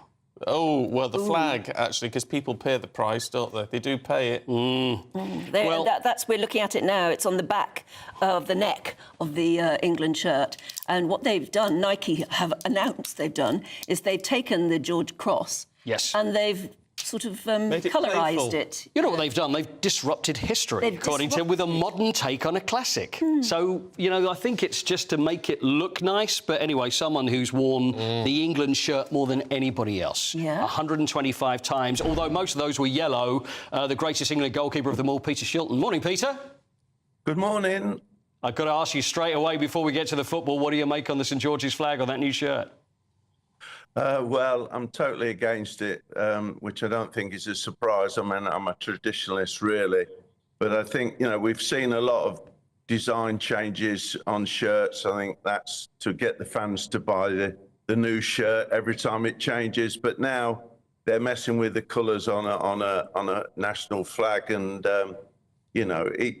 where would it stop once it starts? Is the next shirt going to be... going to have more changes in the colour, so I'm against it. I think it's wrong. Do you think it's, as far as I can remember, Peter, and all the England shirts over the years, they never actually had a St George's flag on anyway? It was just the three lions, so it seemed to be probably more recent than even when you were playing. You never played with actual St George's flag on a badge or on the shirt, did you? No, but like I say, it's only a small change, but I think it could be the start of more changes. I think that's the way I look on it. Once you start changing different colours, I mean, the three lions is obviously traditional, and the fans love that. I do think also that the cost of shirts now is getting extortionate. I think the fans are getting ripped off in a way. I think it's going to be very difficult for parents if they've got a couple of kids, to buy them each a new shirt, and that's why they make these changes. But when you start messing, as I said at the beginning, with the colour of the St George's flag, I think it's something that we've got to be very, very careful about. Do you think it's something that can change? Do you think there's a possibility that maybe they'll see the light and think, actually, we've made a mistake here, because it would have had to go through the FA, wouldn't it, this? The FA would have okayed it. Yeah, no, I agree. And I'm very surprised, to be fair, that the FA, agreed to this. But as we know, it's all about money and making money. And if the shirt sponsor says, look, we like to do this, then sometimes, you get maybe members at the FA who think, oh, well, we're getting paid well for it. We won't bother. But I think it is a precedent that we don't want, other things to suddenly change on the next England shirt, and, maybe, a pink band going around the middle of the shirt. I mean, you don't know, do you, what they're going to change? Well, that sounds like it'd be very nice, actually. I always think that when you get these kids holding these signs up that say, "Please, can I have your shirt?" It probably says underneath, "It's because I can't afford the shirt." Yeah. That's why the reason I'd want one. Thank you very much. I do want to ask you one more thing, Peter, about England, and obviously you've played more times than anybody else. There's the story this week about Ben White, Arsenal defender, who's decided he doesn't want to play. Whether it be arguments within the camp, whatever it is. You must feel pretty strongly about anybody refusing to play for England, don't you, for someone that's represented the country more than anybody else? Yeah, generally, yeah. I mean, to be fair, I remember when Don Revie was in charge of England and he didn't really play me at all. He played my old friend Ray Clements. And I got a bit fed up with sitting on the bench and not getting a chance. And they went on a end-of-season tour to America. And I said to Don, look, why don't you let some of the other keepers go and have a go. I'm going to go over there and, it's a long season. So I did it on one occasion, I think it was in protest, really. But generally, I can't understand why somebody, wouldn't want to play for the country. He's obviously got his reasons, but it'd be great if he came out and told us what his reasons were, because I think, that it's not right, really. I think you should be proud to play for your country. I saw you got OBE on there. I've got the CBE now, so just let you know that. Got it in the New Year's honours list, so I just thought... Brilliant. We'll update that. Yeah, absolutely, yeah. Well, many congratulations on that, and always well deserved. Look forward to it being Sir Peter Shilton then within the next couple of years. We'll make sure that's updated as well. Peter, always a pleasure. Thank you very much for your time. Yes, thanks very much. He should be a Sir. He's the most capped player of all time. Absolutely. You look at it and you think, well, how comes... It's like all sport. How comes they have? How comes that person hasn't? Sir Peter Shilton, I think he likes the sound of it. I like the ring of it. I do. Very good, yeah. Very good. Nice fella. Sir Stephen Dixon. That would work. Same, yeah. I would like that, because it would then outdo... Baroness Diamond. Baroness Diamond, yeah. Another trip to the palace. Another trip, Anne. It's only a matter of time. Absolutely. Paul, thanks very much indeed. Excellent, We've got the papers heading away very shortly with Emma Burnell and Lewis Oakley.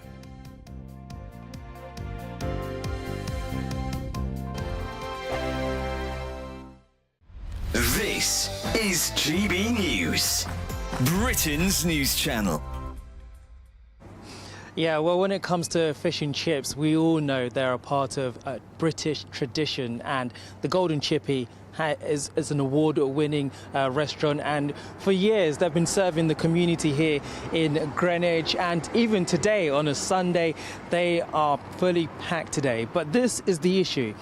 Here we've got a mural and which says a great British meal. Residents who live in this area who've complained to Greenwich Council, who say it's inappropriate considering it's in a conservation area. Here's what some of the local people we've been speaking to had to say. What's wrong with it? It looks all right, doesn't it? Do you know what I mean? Look at some other graffiti they've got around in Greenwich. They don't want to take that down, do they? But when you've got something like this, it's half decent, they want to remove it. Fantastic artwork. I really like it. Reminds me of Banksy. Well, those are the views here from people who live in this local area. But I'm kindly joined by Chris, the owner. Thank you so much for your time this afternoon. You've been here for 20 years now. Tell me how this issue has come up. They take pictures. It's only been up for about a month.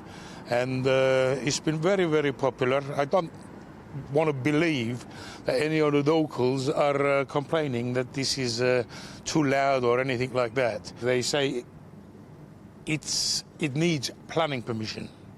How a little thing like this needs planning permission, I don't know. Are you working with an artist in this local area? I've got a local guy that does murals, so he said, would you like me to do something for you? I said, yes, why not? I said, make sure you leave a bit of space for people to stand there so they can take some selfies or pictures or whatever they want to do from Golden Chippy. And it's been extremely popular, and not one person has come to me and said, that looks terrible. So I cannot imagine the person that complained about this. I think it's just council. Join me, Camilla Tominey, every Sunday at 9:30 when I'll be interviewing the key players in British politics and taking them to task. This report basically says that he's not fit to stand trial. With an upcoming election looming over Westminster, now is the time for clear, honest answers. I agree. And that's precisely what I'll get. Is he indecisive? Incompetent? That's the Camilla Tominey Show at 9:30 every Sunday on GB News, the People's Channel, Britain's election channel. I'm Michelle Dewberry, and I'm not here to tell you what to think. I'd much rather hear what you have to say. So, send in your opinions to gbviews@gbnews.com. Keep them clean, and you never know, I might read them out. With my panel here on Jubes & Co, we debate, we get stuck into the issues of the day on a show where all views are welcome, especially yours. GB News, the People's Channel, Britain's news channel.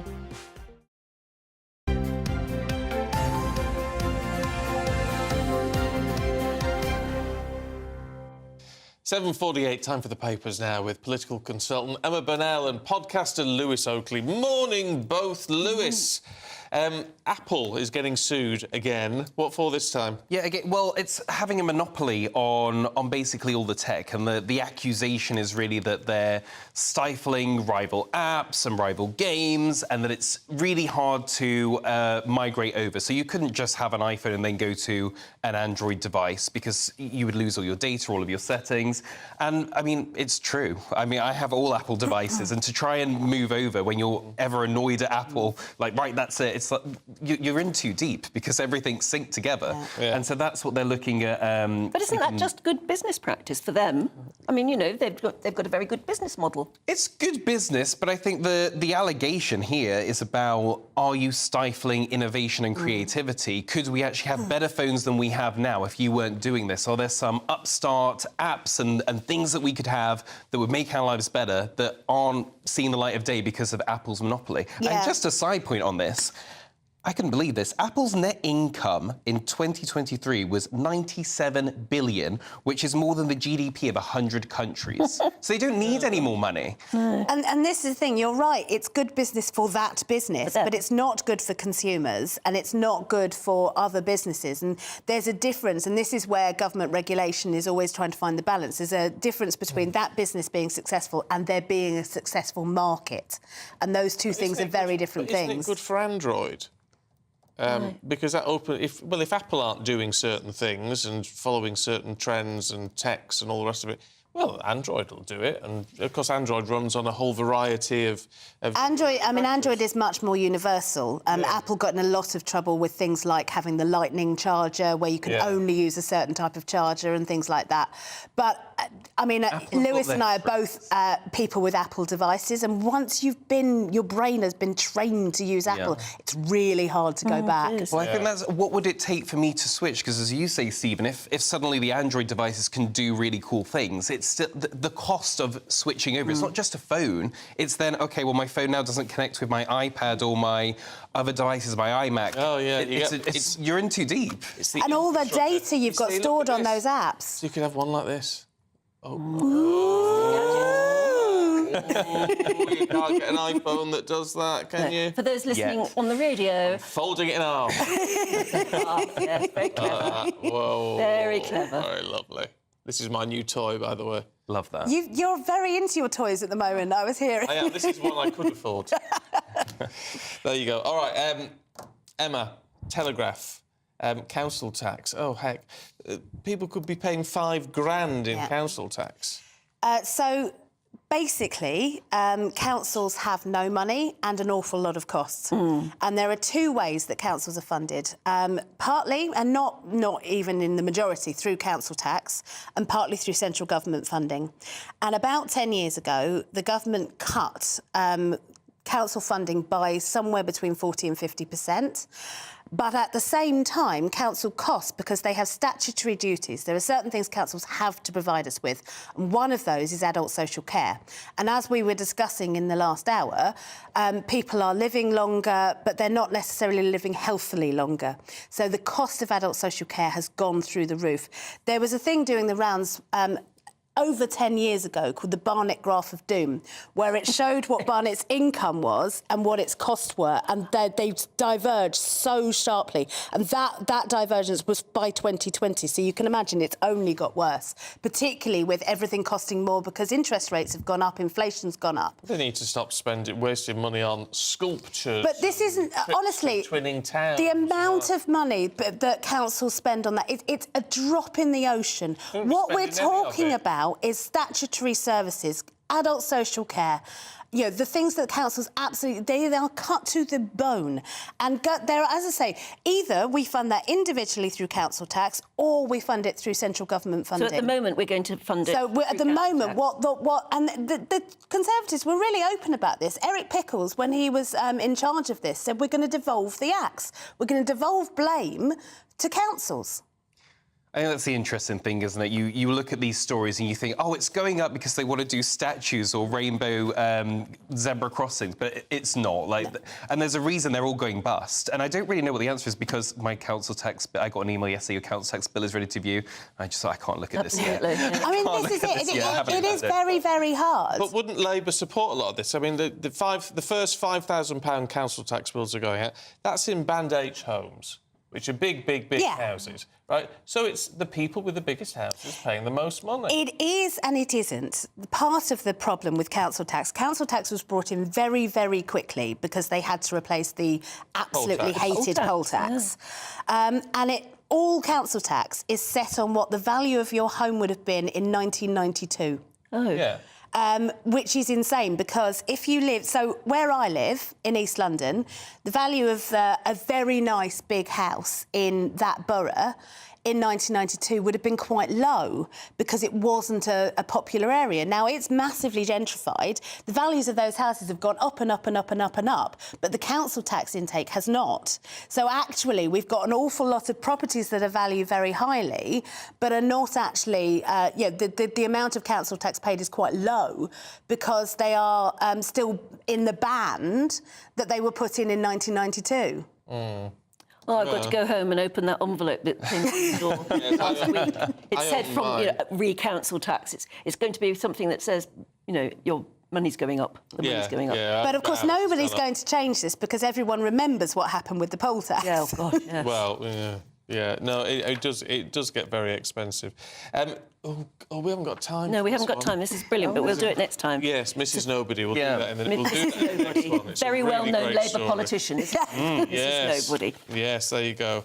I was just thinking. Oh, here we go. Just Cyril on the shirt. We should keep the original Red Cross design as the basic shape and colour, but add 3 lines in the corner. Good idea. Nice idea. All right, here's your weather. That warm feeling inside from Boxed Boilers, sponsors of weather on GB News. Hi there, good morning. Welcome to the GB News forecast from the Met Office. It is a damp start out there in the south, a lot of cloud as well, but it does turn brighter from the north, albeit with a cold wind arriving by the end of the day. Here's the extent of the cloud and rain through the morning across East Anglia, the south and southeast of England. Eventually the rain becomes confined to London and the far southeast by the afternoon. Brighter skies arrive from the north and northwest, but with a cold wind and frequent showers already packing in across Scotland, Northern Ireland, arriving into northern England, parts of Wales and the Midlands later. It's going to feel cold wherever you are, though, with that wind coming in from the Arctic, and temperatures will feel more like the mid to high single figures than 11 or 12 Celsius. The wind gets even stronger on Friday night with the risk of gales for the far north of Scotland, frequent downpours, and it's cold enough for those showers to be falling as snow over the tops of the Pennines and the Scottish mountains. A touch of frost possible overnight, but because of the blustery air, well, it's not going to be widespread, just sheltered spots really, waking up to -1 or -2 Celsius. Nevertheless, could affect gardens across the land. Now, into Saturday morning, we're going to see further showers arriving, initially in the north and the west, but just about anywhere by the afternoon could be prone to those downpours. They'll be heavy at times, but they'll be interspersed by some brighter interludes. However, it will continue to feel cold in that wind. A brighter outlook with Box Solar, sponsors of weather on GB News.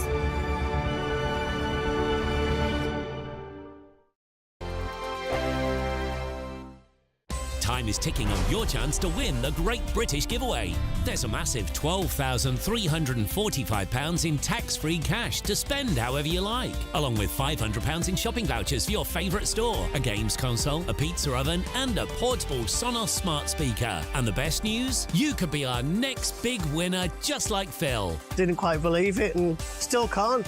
And if I can win it, anybody can win it. For another chance to win the vouchers, the treats, and £12,345 in tax-free cash, text GBWIN to 84902. Text costs £2 plus one standard network rate message. Or post your name and number to GB03 PO Box 8690 Derby DE1 9TT. UK only. Entrance must be 18 or over. Lines close at 5 p.m. on Friday the 29th of March. Full terms and privacy notice at gbnews.com/win. Please check the closing time if watching or listening on demand. Good luck. GB News is the home of free speech. We were created to champion it, and we deliver it day in, day out. Free speech allows us all to explore and debate openly the issues most important to us, our families, and of course, the British people. Having challenging conversations to enlighten each other. Which is why we hear all sides of the argument. We are the People's Channel. We will always stand by the freedom to express yourself. On TV, radio and online. This is GB News, Britain's news channel. 2024, a battleground year. The year the nation decides. As the parties gear up their campaigns for the next general election. Who will be left standing when the British people make one of the biggest decisions of their lives? Who will rise? And who will fall? Let's find out together. For every moment, the highs, the lows, the twists and turns. We'll be with you for every step of this journey. In 2024, GB News is Britain's election channel. Big news, big debates, big opinion. Patrick Christie's Tonight is the week's biggest show. Every weekday, 9 to 11 p.m, we've got the inside track on the day's top stories. There'll be sharp takes you won't get anywhere else. We will set the news agenda, not just follow it, and I want to bring you along for the ride. Whatever it is, we'll have our finger on the pulse. It's news, but it's this close to entertainment. Patrick Christie's Tonight, 9 to 11 p.m, only on GB News, the People's Channel, Britain's news channel. I'm Christopher Hope. And I'm Gloria Di Piero, bringing you PMQs live here on GB News. Whenever Parliament is in session on a Wednesday at midday, we'll bring you live coverage of Prime Minister's questions. We'll be asking our viewers and listeners to submit the questions that they would like to put to the Prime Minister, and we'll put that to our panel of top politicians in our Westminster studio. That's PMQs live here on GB News, Britain's election channel.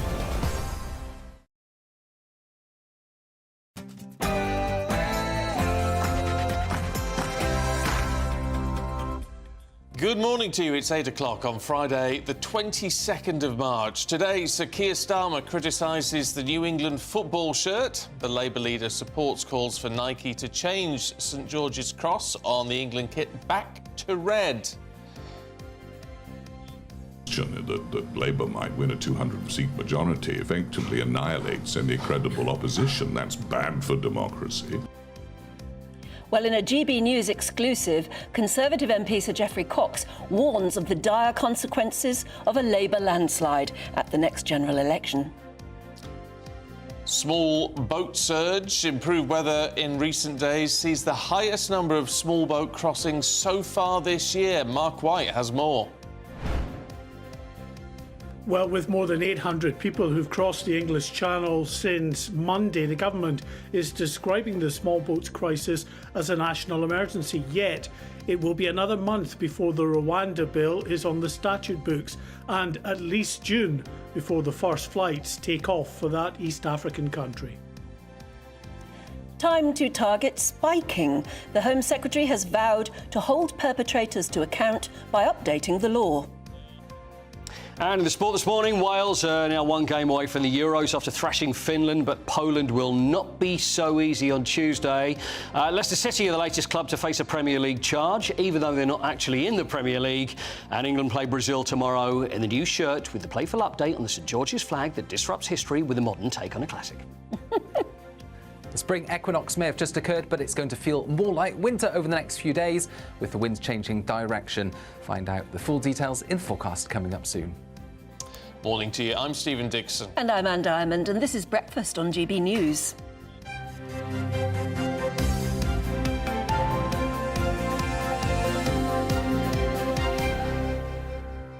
If you think changing the St George's cross is something to get worked up about, wait till you hear this. Wait till you hear this. Iceland, the shop. Are they frozen foods mostly, aren't yes, they? Yes, yeah. Anyway, they are selling hot cross buns, obviously in the lead up to Easter, but one of their ranges is not got a cross on it. It's got a tick on it instead. Why? Apparently in a bizarre bid for diversity, says the Daily Mail. But they are doing so. They're saying they're sort of trialling it in various places. And they will continue to sell ordinary traditional hot cross buns with the cross. But they are also selling ones with a tick, which looks awfully like the Nike tick. It sort of does, really. Big tick on it. A big tick. In icing instead of a hot cross. So not to offend anybody. Yeah. Who isn't a Christian. It is I hate to say it, people, but Easter is about... It's a Christian time of year, isn't it? It is the biggest celebration in the church's calendar. It is, yeah. And if even you more so than Christmas, because it's about the resurrection. And if you don't like it, don't buy a hot cross bun. Putting a tick on a hot cross bun. Yeah. It's weird. It's just crackers. This is where the world has gone mad. This is why people get so infuriated, and I don't blame you. Iceland's David Lennox, who's head of product development, said a survey found that 20% of shoppers would like to try buns with a tick rather than a cross. It seems some people want to do away with the classic cross design and move to a tick instead, he said. Really? Is that what people said to him? It's not a classic cross design. It's a cross. It's what hot cross buns are all about, isn't it? It ties in with what's going on with this St George's flag thing, because Paul says, yes, change the colour of the cross of St George. What next? Change our history and statues? Oh, yes, it's already happening. Well, it is, isn't it? What's wrong with a hot cross bun? What's wrong with old-fashioned traditional things? Honestly... Why do they have to play with them? I mean, it's the very nature of his name, isn't it, that he is head of product development. I suppose he's got to come up with something new every year just to sort of justify his existence in the company. Develop a traditional... So he said, why don't we sell hot cross buns without the cross? Hot tick buns. Hot tick buns. Maybe they should put a circle on it. Or, something. Oh, I don't know. It's just stuff like that just makes my blood boil. Leave it alone. Yeah, and if people love hot cross buns, we were talking about this last weekend, I think, because there was an idea about what you should have with your hot cross bun. Oh. Is it just butter? Yes. So it's lovely. So they are warm, they are hot, and you just have lashings of butter. Yeah. Because some places are now experimenting with weird, sort of fruity concoctions in your bun. So what's going to happen? And savoury as well. Very, very hot. See, they're attacking the hot cross bun. This cannot go on. Leave it alone. We should start a campaign. Yeah. Leave our buns alone, says Anne Diamond and Steve Dixon. All right. Well, absolutely. It'll be a hashtag. Hot cross bun is a hot cross bun, same as the St George's flag is a St George's flag. Yeah. Oh, there we got a picture of the there's a tick. Bun. Oh, well done, whoever got that together very quickly. I mean, honestly, please, it's such a commercial-looking thing now with that funny tick, isn't it? What's a tick for? Why would you put a tick on it? I have no idea. Because Mr Lennox has to justify his existence. Mr Lennox, get yourself on the... Potty, honestly, you've gone potty. You have gone potty. Get yourself on a... Email us in, we'll send you a link so you can justify talk to you. Yeah. Absolutely crackers. Meanwhile, this whole Nike thing is crackers, frankly. Even Keir Starmer now has branded Nike's changes to the St George's Cross on the New England jersey as wrong and unnecessary. There it is in sort of multicolours rather than traditional red. Ordinary red. And this comes as the former Attorney General Geoffrey Cox branded Labour's polling lead an absolute disaster for democracy. Has your party got a death wish? Is it just exhausted? 14 years of in government with other parties, the DUP and the Lib Dems, of which you've only been in power for about 7 years on your own, by the way. But anyway, is there a death wish in the party? We can't afford that kind of self-indulgence. You know, the Conservative Party represents a cluster of important values, ideals, principles, which, if the country is without, it's a very dangerous thing for democracy. I mean, at the moment, a 200-seat majority, 80-seat majority is big, but the proposal at the moment, the suggestion that Labour might win a 200-seat majority effectively annihilates any credible opposition. That's bad for democracy. But on our part, we need to show why. Let's talk to our political correspondent, Olivia Utley. Why is Sir Geoffrey Cox, Olivia, not talking about victory at a general election? He's talking about mitigating the losses. Well, it's fascinating, this, because it's something that I've heard from quite a lot of Conservative MPs recently. It seems as though the Conservative Party as a whole has essentially resigned itself to defeat. But what they're worried about now is an enormous defeat. They're worried about being annihilated in a general election. They're worried about that because a Labour Party with an opposition, they say, is one thing. A Labour Party with no strong opposition at all is very, very powerful indeed. They want to persuade their Conservative colleagues not to resign their seats. That's something that we've seen a lot of recently. More Conservative MPs have said that they're going to step down at this election than at any election since 1997. Every time an incumbent MP sits down, they lose their personal vote. And that counts for something in quite a lot of constituencies, particularly in rural constituencies.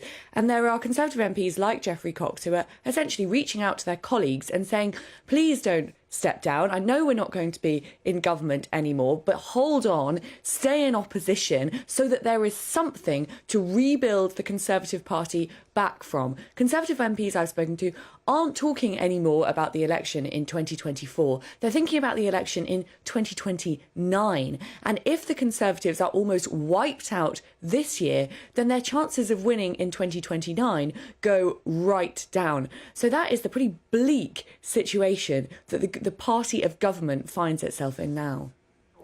So in a way, we've been debating this all morning. Who is he actually appealing to? Is he appealing, as you said, to sitting MPs not to give up their seats or to go on fighting, but is he also appealing to voters who might be looking at reform and thinking, I fancy them instead?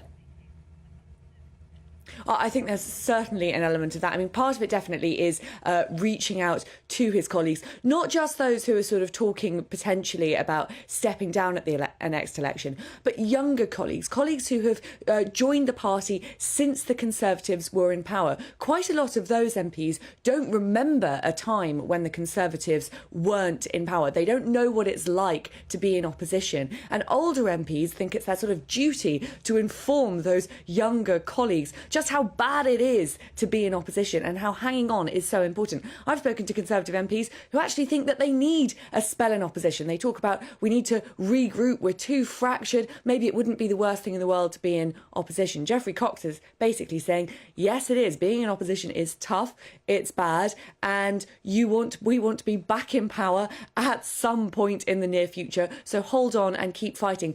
Of course, as well, he is talking to voters. There are plenty of Conservative-minded voters who are now beginning to say that a vote for the Conservative Party is a waste. They're trailing so far behind in the polls. And by some measures, Reform are only now 4 percentage points behind the Conservative Party. The Conservatives have to give a really good reason to voters not to vote for Reform. And one of those reasons is give Labour a strong opposition, even if you can't win the election. Okay. Olivia, for now, thanks very much indeed. Be interested to see if that message resonates through. Does it affect you? Let us know, gbviews@gbnews.com. Meanwhile, number 10 says we're now dealing with a migration emergency. That's not going to do their vote any good, it has to be said. The last few days have seen the highest number of migrant crossings in the Channel so far this year. And this comes as the Times reports that the Home Office has still not found an airline to operate Rwanda deportation flights and is looking at using the RAF. Well, our Home and Security editor, Mark White, joins us now. They must have known this was coming, Mark, with the better weather. What, if anything, has been put in to mitigate this sudden jump in numbers? Well, they get more in the way of resources out in the Channel anytime there is better weather. The French do the same. But really all that's doing is ensuring that these people are picked up more efficiently, because that is the end result. Once these boats get into the water, if they can make it under their own steam to UK waters, then they're just left to do that. Long ago, the French decided that they won't intervene to try to stop the vessels for fear of capsizing that vessel and causing loss of life. So they only ever intervene if the people on board the dinghy are in serious trouble. And we should say, actually, to highlight just how busy this year is becoming, the French have been involved in rescuing more than 1,000 people so far this year. We're not even a quarter of the way through the year as yet. And that is a good few hundred up on what it was last year. And then the overall figures for those that have made it to the English side of the channel are at about 4,200, which is about 600 or so higher than it was at this time last year. So when the government was trumpeting last year that the numbers were 36% down, it won't be able to do that if this continues to be the trend that we're looking at as the year progresses. And of course, they're still talking about trying to get planes off the ground to Rwanda, but that prospect is looking further and further away now as well. Yes, well, we've now got confirmation that the government expects the Rwanda bill to hit the statute books by about April the 18th. So that's still a month away.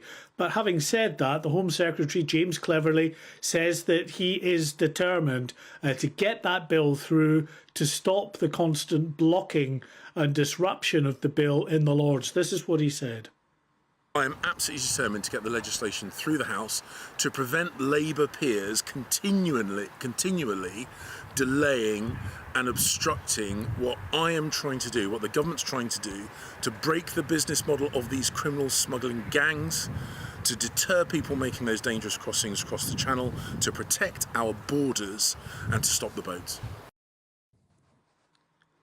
But there's hardly a day goes by without the government being hammered by another headline that is pretty unfortunate, to say the least, with regard to the migrant crisis. The latest being the revelation that as yet no company has been found who is willing to fly, an aviation company willing to fly these asylum seekers to Rwanda. And as a consequence, the government is looking at the possibility of the RAF. But the military, I have to say, are fighting back on this. They don't want to be involved with something that has significant security risks. But more than that, their fleet of the likes of Voyager aircraft that have a dual role of carrying passengers but also carrying and acting as sort of fuel tankers for the fast jet fleet, they're absolutely stretched to the limit. So the last thing that they can afford is for those RAF aircraft to be tied up in regular journeys to Rwanda. OK, Mark, for now, thanks very much indeed. It's absolutely astonishing, isn't it? That nothing seems to work. The problems just mount up. Every time the government tries to get anything done, something else gets in the way. Well, we'll keep a close eye on that one, as always. Now, the passage of time is a weird thing. And today, believe it or not, I struggle with this. Me too. It is 7 years ago today since the devastating terror attack on Westminster Bridge. Now, one of the survivors is Travis Frayne, who was awarded an OBE for his work combating radicalism and advocating for more support for terror victims. He also produced a version of the Survivors' Charter and presented it to government. However, he has received little engagement since 2022 onwards. Yeah, but his work isn't finished, and he says there is more to do, and he joins us now in the studio. It's good to see you. I've got to ask you, first and foremost, 7 years on, does it seem like it was yesterday for you or a lifetime ago? A bit of both, to be honest with you. It's, you know, on these sort of days, I am forced to reflect on how much time has passed, actually, since the attack. And in that sense, it feels like a lifetime, especially when you mention the OBE news and the fact that 7 years ago today I was in a hospital bed, and 7 years later, you know, I'm at the feet of the Princess Royal receiving an OBE. It's quite incredible, actually. But in terms of the traumatic things that we saw on that day, not a day goes by when we don't think about those things. And I say we because I know that this is shared by the many other survivors of that attack. So and that's the point, isn't it? I know you say this, that we have moved on, we cover other news, we talk about other attacks, frankly. But for you, you're living with it from that moment onwards, and the other survivors and families and everybody concerned, really. And it has coloured the rest of their lives. Absolutely. And, you know, I have yet to meet, you know, the vast majority, I should say, of survivors, often going completely different directions to the one that they had planned before the attack. And even if they are not sort of quote-unquote traumatised, that trauma, the things that they saw on that day have influenced their life in a different direction entirely. And I think that's why it's so important that we try and get that support for victims in place, because it's not we always imagine that there is lots of support and for so do the general members of the public on the street. I mean, I've had people approach me and say that quote. I think an old lady said to me on the street, "You'll be sorted for life now, won't you?" And people assume that this is, you'd just be looked after. And I certainly did before the attack, and unfortunately that is not the case. Early on, people said, well, maybe you just fell through the gaps. As I met more and more victims, I realised that if we did fall through the gap, that's a very, very big gap that a lot of us are falling through. So what has happened in that sense? I mean, obviously you get the immediate aftercare, you get the hospital treatment and all that sort of thing. But what, sort of 12 months on, everything just disappears? Yeah, not even 12 months, to be honest. No, I was going to say, when you're discharged from hospital, is there anyone who says, right, we'll be looking after you from now on? In my personal case, and that's the best way I can describe this, I had fantastic support in hospital. I was discharged after 8 days and told to contact my GP when I get home. You can imagine trying to contact a GP in a very rural area, Lancashire, where I live, and talking about terrorism. It's sort of alarm signs are going off for them. And then in and of itself, when I contacted the GP and told him at that time, I said, I'm just struggling with sleep. That was the one sort of psychological issue I was facing. He said that unfortunately we have to put you on this waiting list for an official referral. That was, I believe, 12 to 13 weeks we had to wait. It was the same sort of time frame for physiotherapy, which was then non-contact physiotherapy. So this was, they'll give you a sheet of paper, you come back, and you know, a month later. But they must have known you were the victim of a terror attack. Of course, but that didn't necessarily give us any elevated status or anything. Do you know, I was even wondering how you even start that conversation with the doctor's receptionist. You have to walk in and you have to retell your story every single time. To everyone you speak to, you have to say, I'm a victim of this attack, and usually you then have to say exactly what happened. So if there is someone who is actually traumatised, they have to retell that trauma over and over and over. And I think what we're missing here is that trauma-focused approach. We're missing an approach that focuses on the victims. Just this morning, I'll say, actually, I noticed, and I know that this is probably not on purpose by any means, but I noticed that one of the plaques to PC Keith Palmer in Parliament is covered up it might have even been torn up through the work that's being done on Parliament. And of any day to do that, possibly not the anniversary would be the best way to do it. And yet it was covered up as of last night, and I think it's still covered up this morning. It's things like that, the bare minimum of really, in the grand scheme of things, just waiting a day to do that work, to do that maintenance work, would have made a big difference to the families and to the people affected by that attack, actually. Clearly, what you've done and what you've been pursuing has had an impact. You know, you've received an OBE.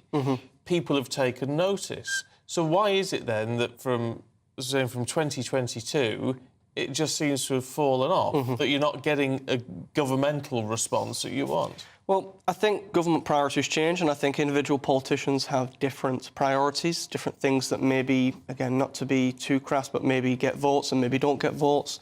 In the immediate period following the 2019 election, we had a lot of good engagement with Prime Minister Boris Johnson and with the Home Secretary at the time, Priti Patel. And since their departure, it's been difficult to keep that engagement going. We tried during Liz Truss's government, as you might imagine, didn't really have too much time to try and engage. But certainly since Mr Sunak has taken over, it's been very difficult to try and engage with him as well. Now, I will say I had a meeting on Monday with the Home Secretary, James Cleverly, and I am reassured that he's personally doing everything he can in his power to try and move this along. But I do feel the excuses that are given at present, which is that they want to work through the recommendations before they publish it, it's not good enough. I think we should be publishing this report in full, so we as victims, but also the public, who may be the victims of a future attack at any time, know what the government is doing to try and support them, and then they can work through the recommendations. Know what to expect. Absolutely. Because the problem is, I mean, I can see that their approach, their thinking, say, well, we need to work through this and then we'll... But, of course, that's every day delayed. Yes. Is another day where you're not getting, and others aren't getting the support they need. Exactly, and actually, you know, it's a great point that you've made, but this support most likely isn't going to be for me or my friends or the people affected by the Westminster attack 7 years ago. It's for the attacks of tomorrow. And I made the point in an interview I gave yesterday that 5 terror attacks have happened since the manifesto commitment was made in 2019. I looked it up this morning, it's actually 6 attacks. Oh. So you can imagine when we talk about the passage of time, those are 6 attacks worth of victims, of bereaved families who've had to experience exactly the same issues I faced in 2017. Have the bereaved families had more support than survivors? Is that fair to say or not? Not necessarily, no. It really does differ entirely upon... we have this phrase we call a postcode lottery, which can often depend upon whether the attack happened in the place where you live or whether where the attack happened itself. Is it in a big city? Are you living in a big city? In other words, there's no coordinated umbrella there's approach. There's no central body that sort of is collating all of this support and providing it proactively to victims, which I think is necessary. It's important, Yeah, it is important. Before you go, Travis, where in Lancashire? Darwin. Oh, right. Oh, You're familiar with Darwin? Well, I'm from Barrow. There you go. So most people don't know where Darwin is, so no idea. No, it's nice to get another northerner on. Thank you. But really good to see you. Yeah, Thank you very much. Keep up the good work, because it's needed, isn't it? It is needed. It's got to... I always imagine that when terrible things like that happen, a sort of man in a bowler hat comes up and says, right, you're under our care now. And you would think so, wouldn't you? And it's that duty of care that we all contribute to society, and you do expect when something horrific happens that there will be a duty of care to make sure you're all right for a good period of time. And can you imagine having to go over and over, having to keep telling people who you are and why this is important to you and what you've been through?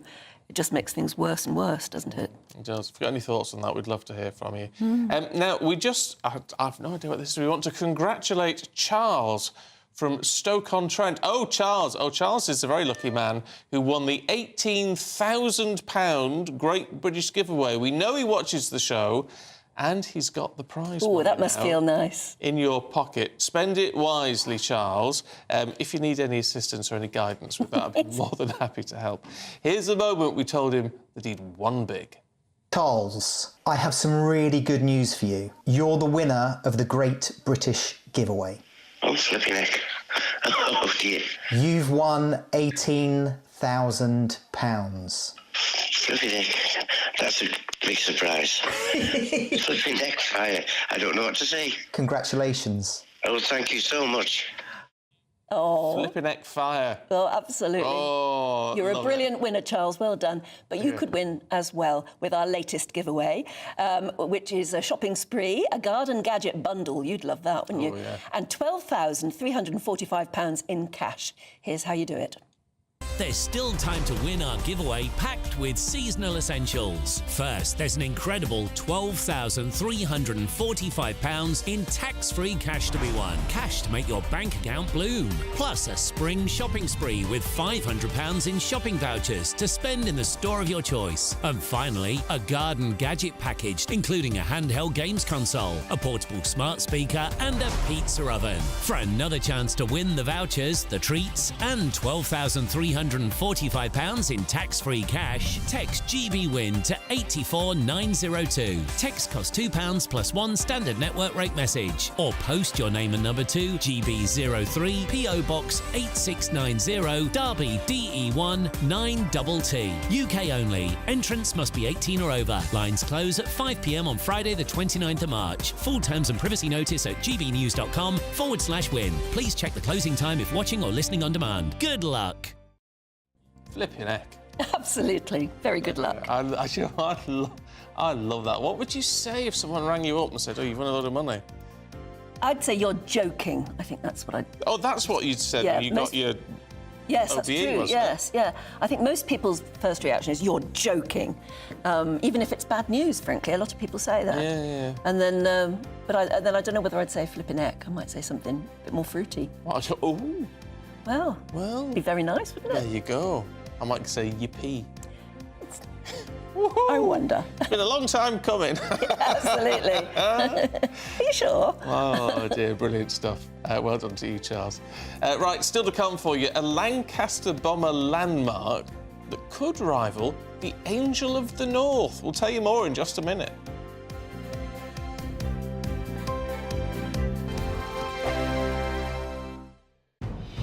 Good afternoon, Britain. Weekdays from midday. Can you just let us know if there have been people getting into contact with you as a local councillor about how they feel about every lamppost, which is supposed to be public, neutral territory, being covered in these flags? Has it made some of your constituents nervous to walk the streets? It's a complete range of people, including people who are from the Bangladeshi Muslim community who support the endeavours of Gaza, of what is going on, and are hostile to the actions of the Israeli government, but feel that they shouldn't have these flags on streets. I thought if you walk down some of the streets, it doesn't look like a London borough. It looks almost like what you would imagine in Ceausescu's Romania, with flags on every street lamp. Well, Peter, can you let us know what it's like in the council and their activities in Tower Hamlets? How much time, for example, has been spent discussing issues relating to what's happening in the Middle East? Has it dominated quite a lot of time? No. Let's be absolutely fair to the mayor and the administration. There's a heck of a lot to do in this council. We have extremes of deprivation and, of course, wealth because of the Canary Wharf and City Fringe. We have huge problems on the council, and to be fair, the council spends its time doing council matters. And they said initially, in fact, absolutely carefully at council meetings, we can't interfere with foreign policy, but we got a lot to do on national policy and local policy. Let's concentrate on that. So there hasn't been too much pressure that you can see from people living in the borough for the council to take a stance? Members of the council and the administration have put their support. As I've said, we're talking of free speech. They're entitled to do that, but it's what happens where the council is responding to absolutely everybody, all 320,000 people who live in our borough. I think the most exciting bit for me is talking to people. People who I think are ignored often by the major news channels. We're going to give news they want to hear. There's a voice there that needs to be heard. I think there's a chance here for a diversity of opinion to be expressed, which you don't find elsewhere. It's really exciting. We don't hold back. We're free to say how decisions that are taken here affect us all around the country. Only on GB News, the People's Channel, Britain's news channel. Join me, Camilla Tominey, every Sunday at 9:30 when I'll be interviewing the key players in British politics and taking them to task. This report basically says that he's not fit to stand trial. With an upcoming election looming over Westminster, now is the time for clear, honest answers. I agree. And that's precisely what I'll get. Is he indecisive? Incompetent? That's the Camilla Tominey Show at 9:30 every Sunday on GB News, the People's Channel, Britain's election channel.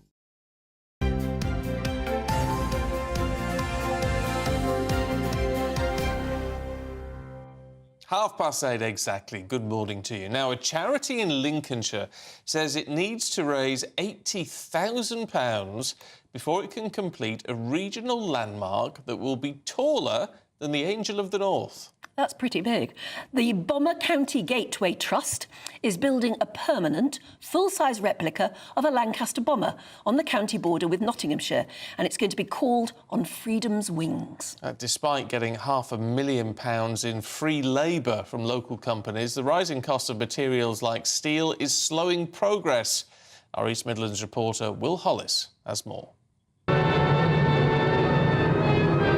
The plane that took the fight to Germany. It's a Lancaster, the mightiest aerial engine of destruction ever conceived and built. Now a charity in Lincolnshire is building a permanent landmark to remember the aircraft's vital role in winning the campaign against Nazi Germany. At Timmins Engineering near Lincoln, the frame is forming. Ken Sadler is chair of the Bomber County Gateway Trust. When you talk about Lincolnshire, it's inextricably linked to the RAF, and arguably the Lancaster defended the freedom that we all enjoy today. Most of the 7,000 Lancasters built were stationed in the county with their crew. Today, Britain's only flying Lancaster is based here too at RAF Coningsby. The Lancaster landmark will weigh around 92 tonnes when it's finished. That's 6 times heavier than the real one. And when it's in place, it will be taller than the Angel of the North. But building it isn't cheap. Dave Starling's firm Timmins is working for free. Both his grandparents were in the RAF. It's nice to be able to do it and to honour the Lancaster. It's such a statement piece for Lincolnshire. You know, we are Bomber County and we're proud of it. The pace of the £1 million project has dropped as the price of materials like steel rises. The charity has already raised £200,000, mainly from public donations, but needs another £80,000 to finish the job. We've actually been gifted the steel for these ribs, which again is about £20,000, but we need some cash now to pay for the labour to fabricate them. Soon the Lancaster will be lifted onto a frame at Charlie White's farm, on a hillside overlooking the border with Nottinghamshire, to be seen by 34,000 drivers every day. They're going to look up and see this landmark on the side of a hill in Lincolnshire and think what an amazing tribute to the counties. Although designed as a heritage landmark, the charity understands how meaningful the Lancaster will be to those who remember lives lost. Hopefully this will just remind people of the sacrifice and the values that we hold dear and should hold dear. The Trust hopes to complete the structure in 2025. The cost exceeds many thousands of pounds, but a far greater price has already been paid. Yes, they did a grand job, all right. Will Hollis, GB News in Lincolnshire. See, I have to say, I'm not always, when it comes to councils doing works of art and things, I get very sceptical. But something like this, I mean, only because, you know, if you've driven past the Angel of the North, it's incredible. It's amazing. Just to see it. It's a really wonderful thing. So I think this would be fantastic. It would, and it'll look magnificent. Oh, well. But, yeah, they've got to raise the money for it. Actually, if you want to help in raising funds, you can visit www.bombergatewaytrust, bombergatewaytrust, all one word, .co.uk. And then it's up to you how you want to support them. Yeah. That'd be lovely to see it up next year. Fingers crossed. We'll cover that as and when it happens as well for you. Paul Coyte's got your sport in just a moment. Good morning. Good morning. We've got the 3 big statues. So you've got the Angel of the North, you've got your Everett Lancaster and the Harry Kane statue. Hopefully, it looks like they might have found a home for it. So we'll find out more. Yeah, I know. I'm very, very worried about that, but hopefully everything's going to be fine.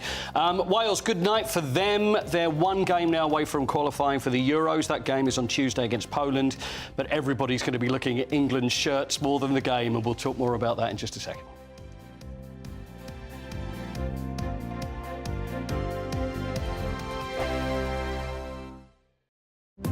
GB News is the home of free speech. We were created to champion it, and we deliver it day in, day out. Free speech allows us all to explore and debate openly the issues most important to us, our families, and of course, the British people. Having challenging conversations to enlighten each other. Which is why we hear all sides of the argument.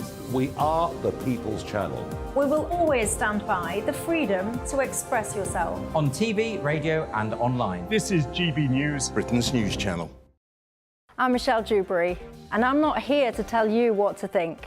I'd much rather hear what you have to say. So, send in your opinions to gbviews@gbnews.com. Keep them clean, and you never know, I might read them out.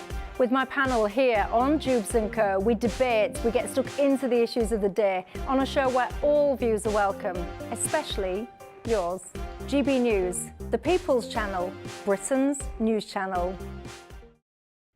2024, a battleground year. The year the nation decides. As the parties gear up their campaigns for the next general election. Who will be left standing when the British people make one of the biggest decisions of their lives? Who will rise? And who will fall? Let's find out together. For every moment, the highs, the lows, the twists and turns. We'll be with you for every step of this journey. In 2024, GB News is Britain's election channel.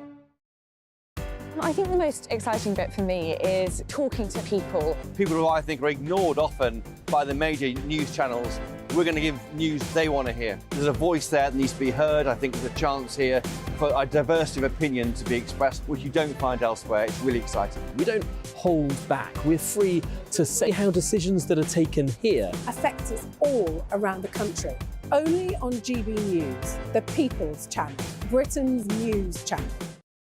I'm Andrew Doyle. Join me at 7 o'clock every Sunday night for Free Speech Nation, the show where I tackle the week's biggest stories in politics and current affairs with the help of my 2 comedian panellists and a variety of special guests. Free Speech Nation, Sunday nights from 7 on GB News, the People's Channel, Britain's news channel.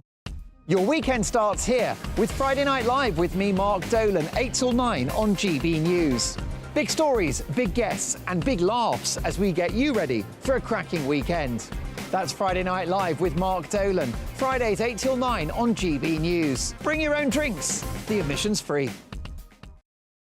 Every Sunday from 11, join Michael Portillo. There'll be topical discussion, looking at the week before and the week to come. So kick back and relax at 11 a.m. on Sundays on GB News with me, Michael Portillo. GB News, the People's Channel, Britain's news channel.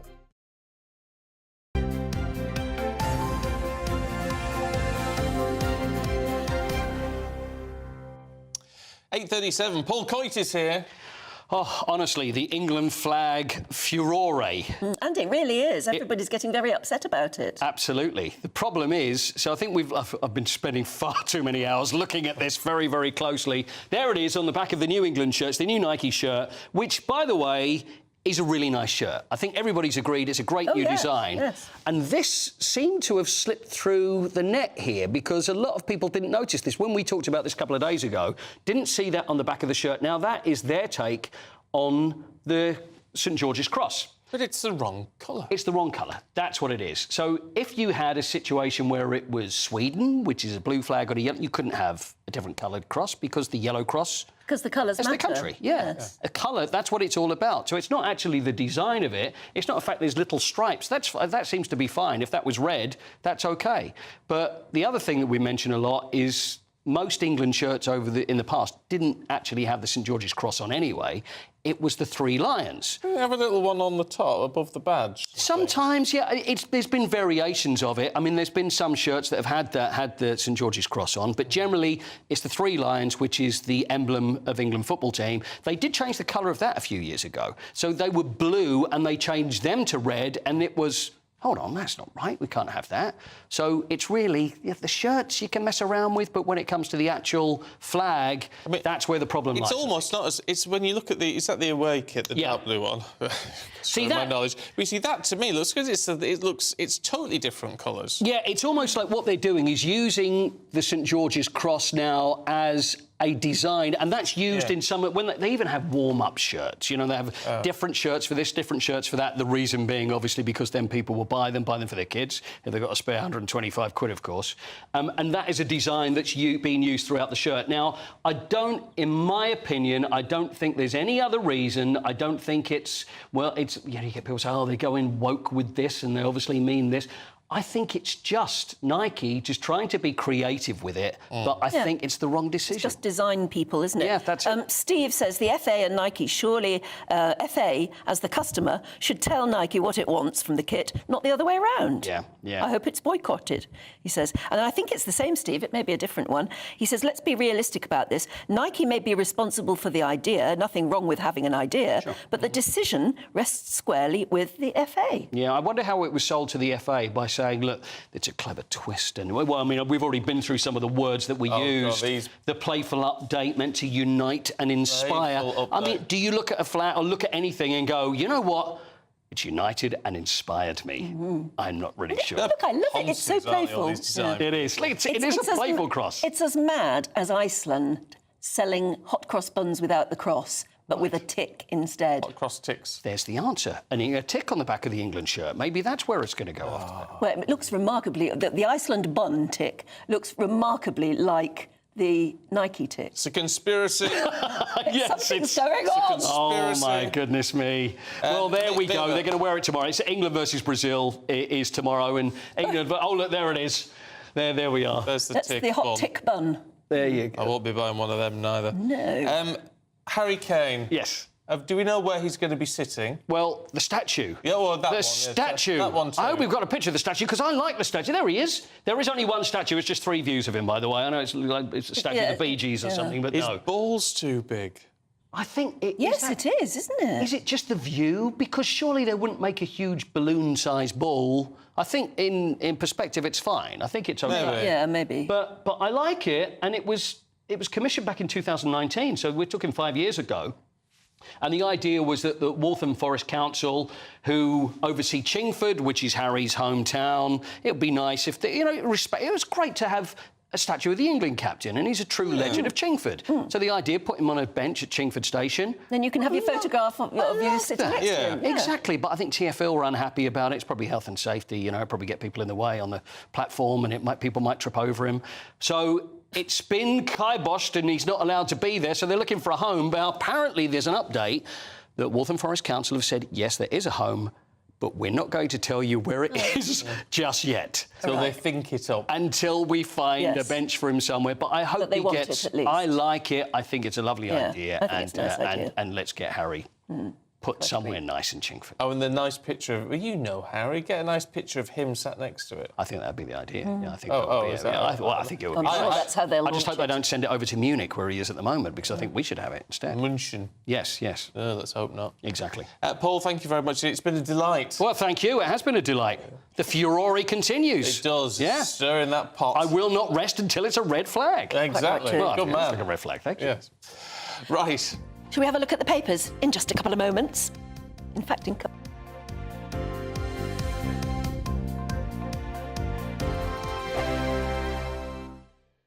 Big news, big debates, big opinion. Patrick Christie's Tonight is the week's biggest show. Every weekday, 9 to 11 p.m, we've got the inside track on the day's top stories. There'll be sharp takes you won't get anywhere else. We will set the news agenda, not just follow it, and I want to bring you along for the ride. Whatever it is, we'll have our finger on the pulse. It's news, but it's this close to entertainment. Patrick Christie's Tonight, 9 to 11 p.m, only on GB News, the People's Channel, Britain's news channel. GB News is the home of free speech. We were created to champion it, and we deliver it day in, day out. Free speech allows us all to explore and debate openly the issues most important to us, our families, and of course, the British people. Having challenging conversations to enlighten each other. Which is why we hear all sides of the argument. We are the People's Channel. We will always stand by the freedom to express yourself. On TV, radio and online. This is GB News, Britain's news channel. Headliners. Tomorrow's papers tonight, every night from 11 p.m. Is a debate on gender really a far-right issue? Far right. I'm so bored of that phrase, you know what I mean? Like, anyone who talks about... Anyone who acknowledges that there are two sexes is suddenly far right, because that's what Hitler and Mussolini were all about.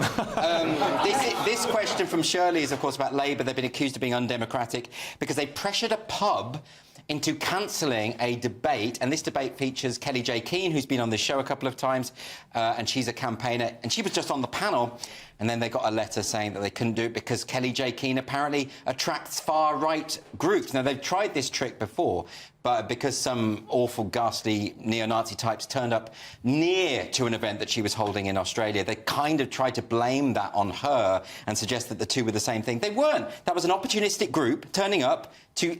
They're not... Neo-Nazis aren't pro-feminist.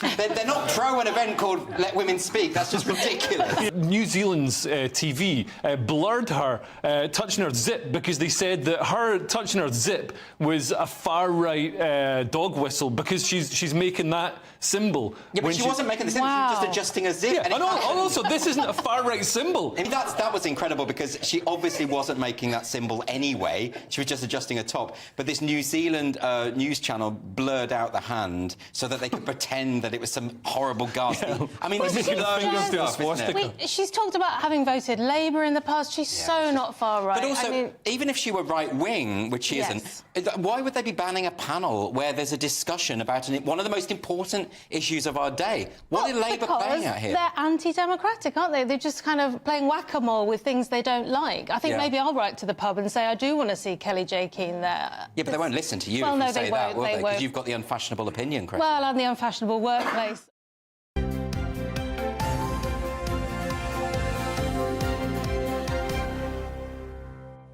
8:46. Let's take you through the papers with the political consultant Emma Burnell and the podcaster Lewis Oakley. Good morning to you both. Morning. Let's talk high-profile politicians, Lewis, on the Times. Yes, Fiona Wilson. Have you had her on the show yet? Oh, she's very well known. Very good. So there is basically a poll that they've done, and they put some fake politicians' name in amongst the Labour front benchers, and some of the fake names were rated as names people recognise more than the actual front benchers, which I know is quite funny, but I think it's actually also quite alarming because we probably are heading towards a Labour government. And I do think... I know that when it comes to voting, you know, if you're going by the book, you should vote for your local politician on the local issues that they stand for. But we don't. We vote for who is actually going to be in the seats of power. So these shadow front benchers are actually quite important. And if we don't even know their names, what we don't know is their values and what they stand for. Because they can put whatever they want in their manifestos. But if something like a pandemic happens, you want to know the values and the morals of the people that are going to be in that high, intense situation making those decisions. And I think the fact that people can't do that for the Labour front bench is worrying. But wasn't there also a Tory in there? Yeah. So there was called Henry Thorpe. Henry Thorpe. So what was interesting, I think, is that this Fiona Wilson got a net positive, of quite high net positive. Something like 42% of people. And Henry Thorpe got quite a low, was in the minus numbers. So I think when you have generic X or Y MP, it probably tells you quite a lot about where people are thinking about the party as a whole. Look, yes, it would be... How would you work that out? Because if you're literally just saying... How do you work that out? Most people... What that means is most people are looking at Henry Thorpe and saying, I don't know who that is, I can't comment. But if they also don't know who Fiona Wilson is, what they're doing is projecting generic MP. They think they do. But they also think they know who Henry Thorpe is and they don't like him. This is what I'm saying. You can extrapolate from that how people feel about the two parties more than you can. Now, look, let's be honest. Most of us don't know who the Conservative front benches are, other than the really high-profile ones. You know, I'm really active in politics. I come on this show, talk about politics. I had to Google who the Transport Secretary was the other day. You know, we don't generally know, beyond the top four, the Home Secretary, the Chancellor of the Exchequer, the Prime Minister, we don't tend to know who these people are, particularly in the last few years when they've been sort of like on a merry-go-round. Yes, they've moved around a lot. But isn't it understandable that you wouldn't know many of the Labour front bench at the moment because they just haven't been in power, so they're not interviewed as often, they don't get as much airtime? No, but I think that we all know how this election is predicted to go, and I actually think that the problem is Labour's whole strategy has been say nothing and watch the Tories fall over, and what that's cost them is that people don't know who they are and what they stand for. But that doesn't matter if they're going to win. Well, does it? Ultimately, if you play in that game, it doesn't matter if people don't know. Yeah, this is true. They're going to win anyway. People used to criticise the Arsenal for being boring, but they won 1-0 a lot, and that, at the end of the day, is what mattered to the fans. Yeah. And Paul's going to be so proud of me for using a football analogy when I know nothing about football. No, it is. You'll get a gold sticker when you get out. The sticker with the Times, Emma. Can we have a look at this driver's story? Yeah. We prefer buttons. We prefer buttons to touchscreens, which I totally get, because, I mean, I don't know about you, maybe your fancy foldy phone that we saw in the last segment actually is more reactive. But sometimes when you're using your touchscreen, you're like, I mean, particularly if you go to one of those restaurants where you have to now use a touchscreen, you're not banging on it because it's not that sensitive. And it can take your eyes off the road, whereas if you've just got your standard whistles and bells and buttons, it's much, much easier. You know exactly where it is. So I drive an old manual car. Yeah, I've never looked at the gear stick because I know exactly where I have to go to do all of that stuff. I was saying to Lewis in the break, that's probably the last manual I'll ever drive. Probably is. Yeah, when I upgrade, I'll upgrade to an electric car, and they're all automatic. Yeah, it's a bit of as someone that is finding it challenging to pass his driving test at the moment. I don't need any more buttons. It's too much. Yeah. How many times have you taken the test? 3. Really? It's not my fault though, because I actually can drive. Oh, can you? Yeah, I can. The problem is that every Not time to a you legal fail, level. it's 6 months until there's a slot for you to take the next one. So then you can't afford to do all the driving lessons. So then you start up again a few months So are before. you learning on a manual? Yeah, or- manual. You are. Why bother? Why not just go straight for an automatic? You'd probably pass. Because if you pass on a manual, then you can always go back to driving it. But if you pass on an automatic, then you can't ever drive a manual. Yeah, So but it's just better. as we heard there, I mean, there are going to be fewer and fewer manual cars around anyway. But if you go somewhere else around the world where maybe they have... They're all automatic. Well, I don't know. I'm doing it this way. That was logic when I started 5 years ago. Yes, you have to win. 5 years. Oh, come on. That was a joke. Come on. It's not really been Come fun. on. I quite like a touch screen. I've got to say, in the On your car? Yeah. What do you operate by touchscreen on your car? Well, everything. Oh, really? It's all touch in the car. Oh. On my Pivi Pro thing, it's like one of these, and you just... all you sat nav. So you're touching with your left hand Yeah. when you should be having your... No, both hands obviously. on the- Yeah, 10 to 2, Stephen. Only when it's safe to do so. Yeah. Plus, you can do it. It's got Alexa in it, so you can tell Alexa to do it for you as well. Because you wouldn't like that either, would you? Well, the problem is, imagine I'm having an interesting conversation with somebody and about how they should really be becoming more left-wing. The car will start veering off. Yeah, that's true. Yeah, is anyone... Yeah, oh, there you go.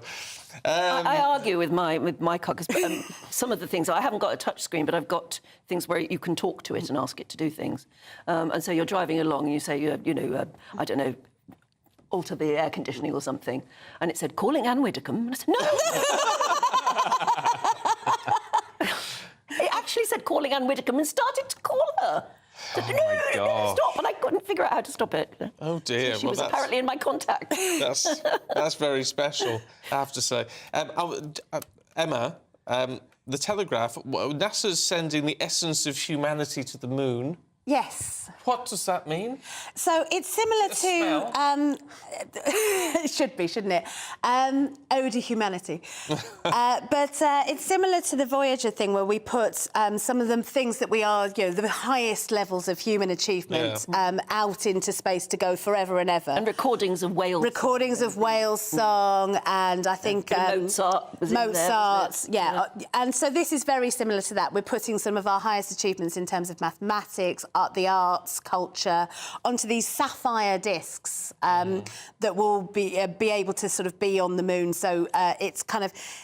Why on the moon? Well, if it all goes horribly wrong, which, let's face it, we've been not having the cheeriest of mornings, then the moon is where we're most likely to colonise first. So we're sending our best first. Right. Yeah, I like this. I like the kind of, we've got a little bit of it stored up in space, because like you say, it might not all go our way, so at least there'll be some record that we were here and what we did some good achieved. stuff. We did some good stuff that we put on these discs. If aliens are coming from outer space and they look at the Earth, this beautiful, blue and green ball floating there, they're not going to say, "Oh, hang on a minute, let's go to this boring little moon first." I don't think it's for the aliens, Anne. I think it's for us. When they arrive. I guess is the worry. Yeah. Might be The Voyager was for the aliens. The Voyager was us saying, look, this is the best of humanity. We're going to send it right out there. I think we've lost track of it now. Yeah. No, we have not. Have we not? No. There are two of them as well, aren't there? They're doing slightly. And they are, therefore saying this is who we are at our best to aliens, whereas this is, I think, for us. OK. Oh, well, there you go. Sapphire. Very nice too. Thank you both. Been good to see you this morning. Thank you. Thank you. Here's the weather. Looks like things are heating up. Boxed boilers, sponsors of weather on GB News. Hi there, good morning. Welcome to the GB News forecast from the Met Office. It is a damp start out there in the south, a lot of cloud as well, but it does turn brighter from the north, albeit with a cold wind arriving by the end of the day. Here's the extent of the cloud and rain through the morning across East Anglia, the south and southeast of England. Eventually the rain becomes confined to London and the far southeast by the afternoon. Brighter skies arrive from the north and northwest, but with a cold wind and frequent showers already packing in across Scotland, Northern Ireland, arriving into northern England, parts of Wales and the Midlands later. It's going to feel cold wherever you are, though, with that wind coming in from the Arctic, and temperatures will feel more like the mid to high single figures than 11 or 12 Celsius. The wind gets even stronger on Friday night with the risk of gales for the far north of Scotland, frequent downpours, and it's cold enough for those showers to be falling as snow over the tops of the Pennines and the Scottish mountains. A touch of frost possible overnight, but because of the blustery air, well, it's not going to be widespread, just sheltered spots really, waking up to -1 or -2 Celsius. Nevertheless, could affect gardens across the land. Now, into Saturday morning, we're going to see further showers arriving, initially in the north and the west, but just about anywhere by the afternoon could be prone to those downpours. They'll be heavy at times, but they'll be interspersed by some brighter interludes. However, it will continue to feel cold in that wind. That warm feeling inside.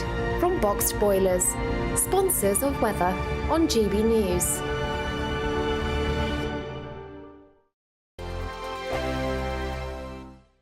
There's still time to win our giveaway packed with seasonal essentials. First, there's an incredible £12,345 in tax-free cash to be won. Cash to make your bank account bloom. Plus a spring shopping spree with £500 in shopping vouchers to spend in the store of your choice. And finally, a garden gadget package, including a handheld games console, a portable smart speaker and a pizza oven. For another chance to win the vouchers, the treats and £12,345 in tax-free cash, text GB-WIN to 84902. Text costs £2 plus one standard network rate message, or post your name and number to GB03 PO Box 8690 Derby DE1 9TT. UK only. Entrance must be 18 or over. Lines close at 5 p.m. on Friday the 29th of March. Full terms and privacy notice at gbnews.com/win. Please check the closing time if watching or listening on demand. Good luck.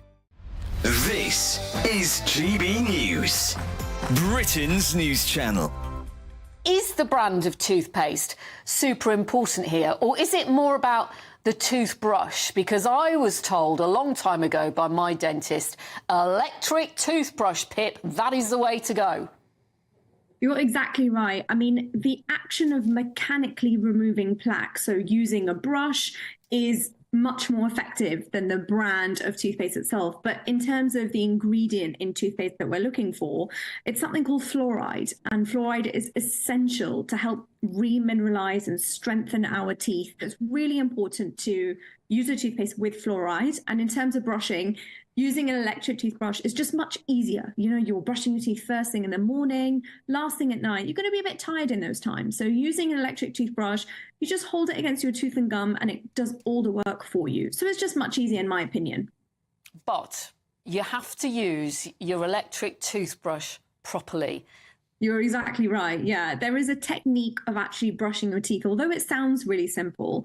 With an electric toothbrush, you have to hold it against the tooth and the gum. Ideally, you want a pressure sensor in that toothbrush so you know exactly when you're pressing too hard. But if you're using a manual toothbrush, you need to move it around and small circular motions. But actually what I see is people who use manual toothbrushes, they tend to over scrub and over brush, which can actually lead to gum recession and your enamel thinning long term. Sometimes I will get up in the morning and I will have breakfast and then I'll brush my teeth. Is that wrong?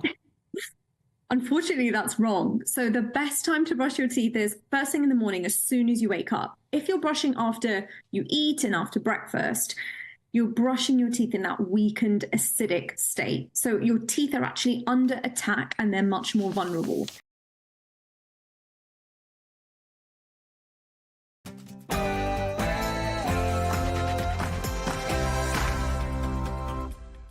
Good morning to you. It's 9 o'clock on Friday, the 22nd of March.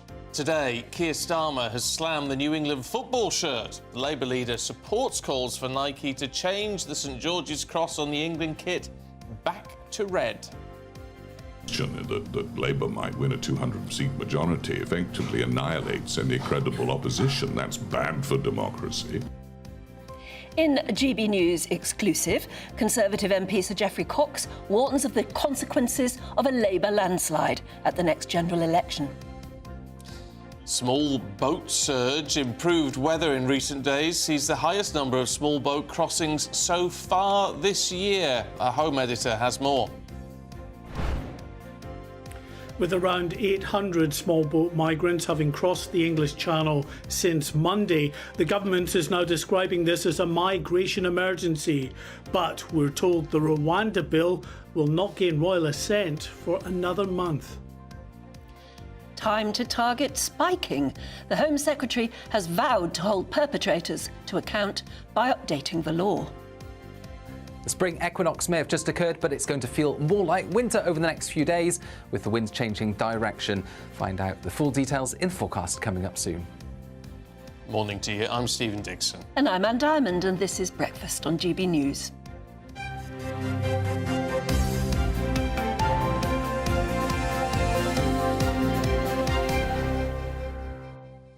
Heck, the football shirt. I mean, really, the FA and Nike are going to have to sort this out.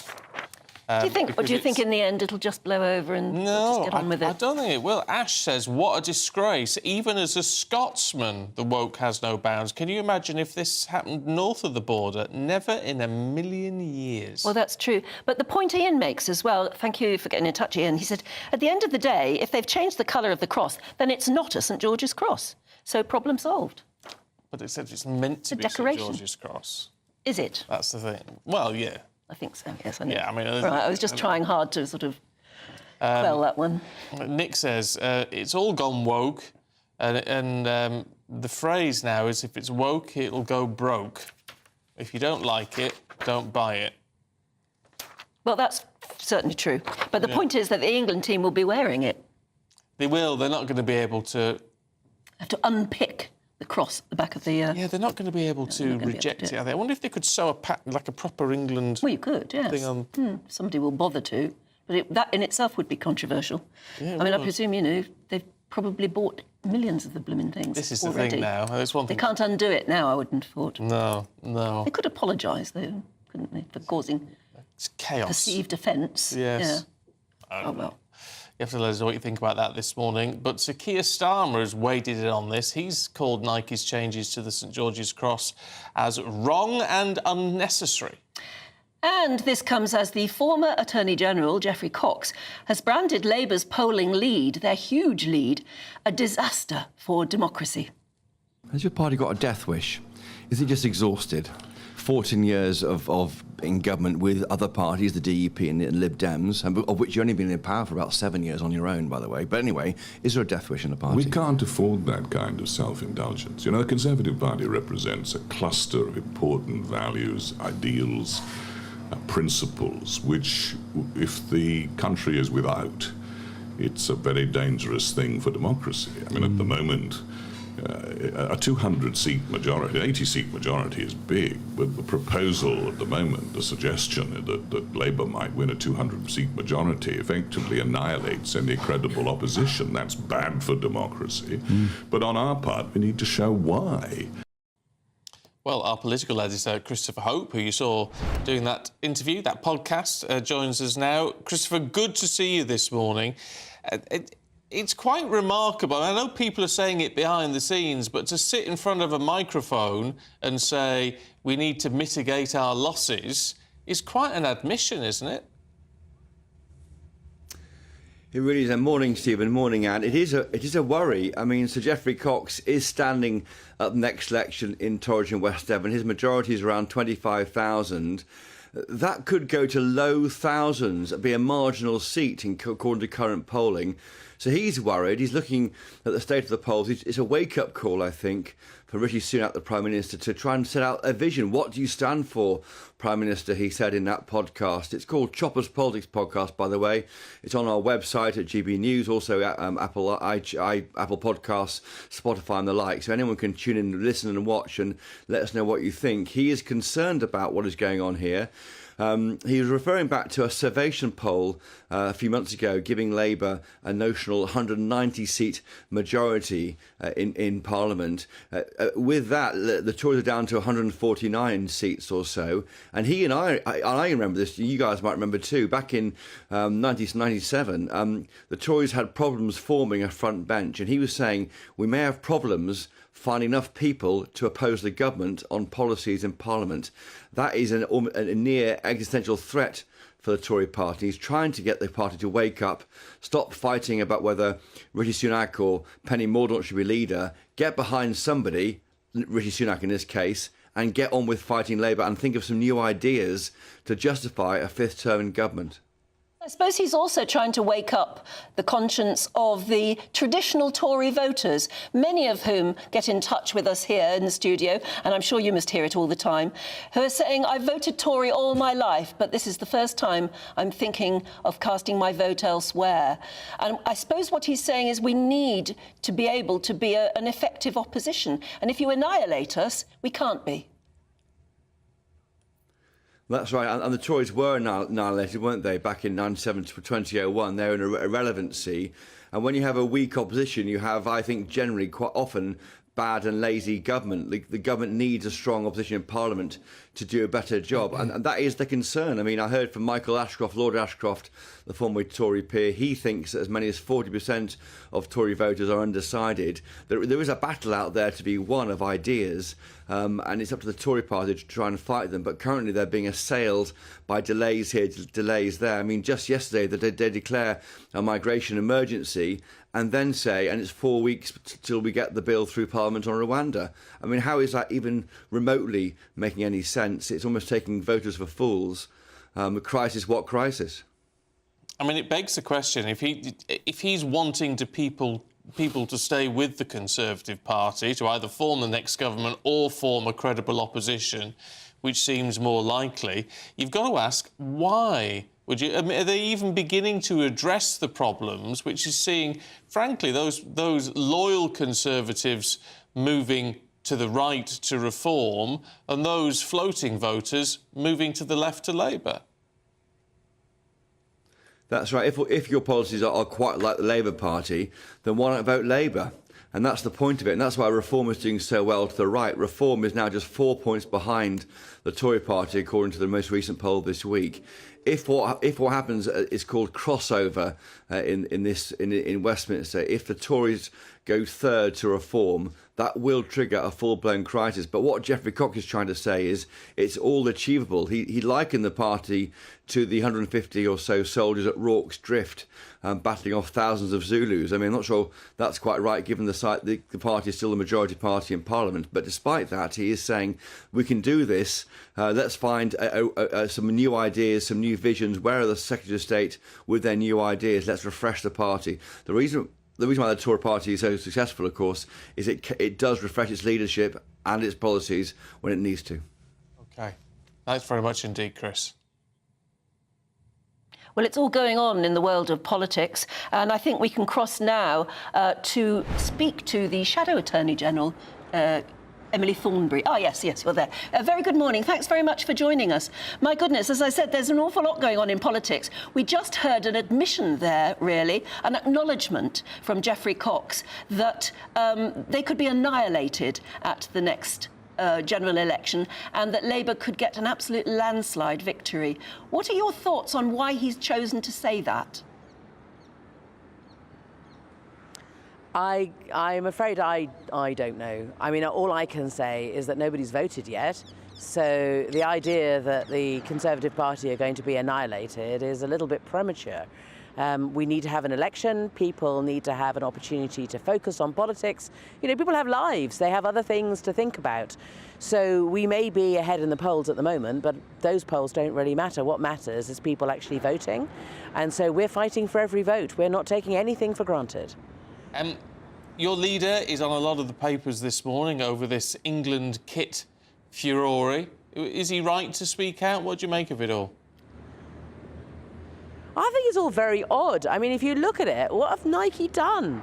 I mean, seriously, you can hardly recognise it as the England flag, can you? I mean, England flag is a simple white background and a red cross. Seems to me, why can't they just leave it alone?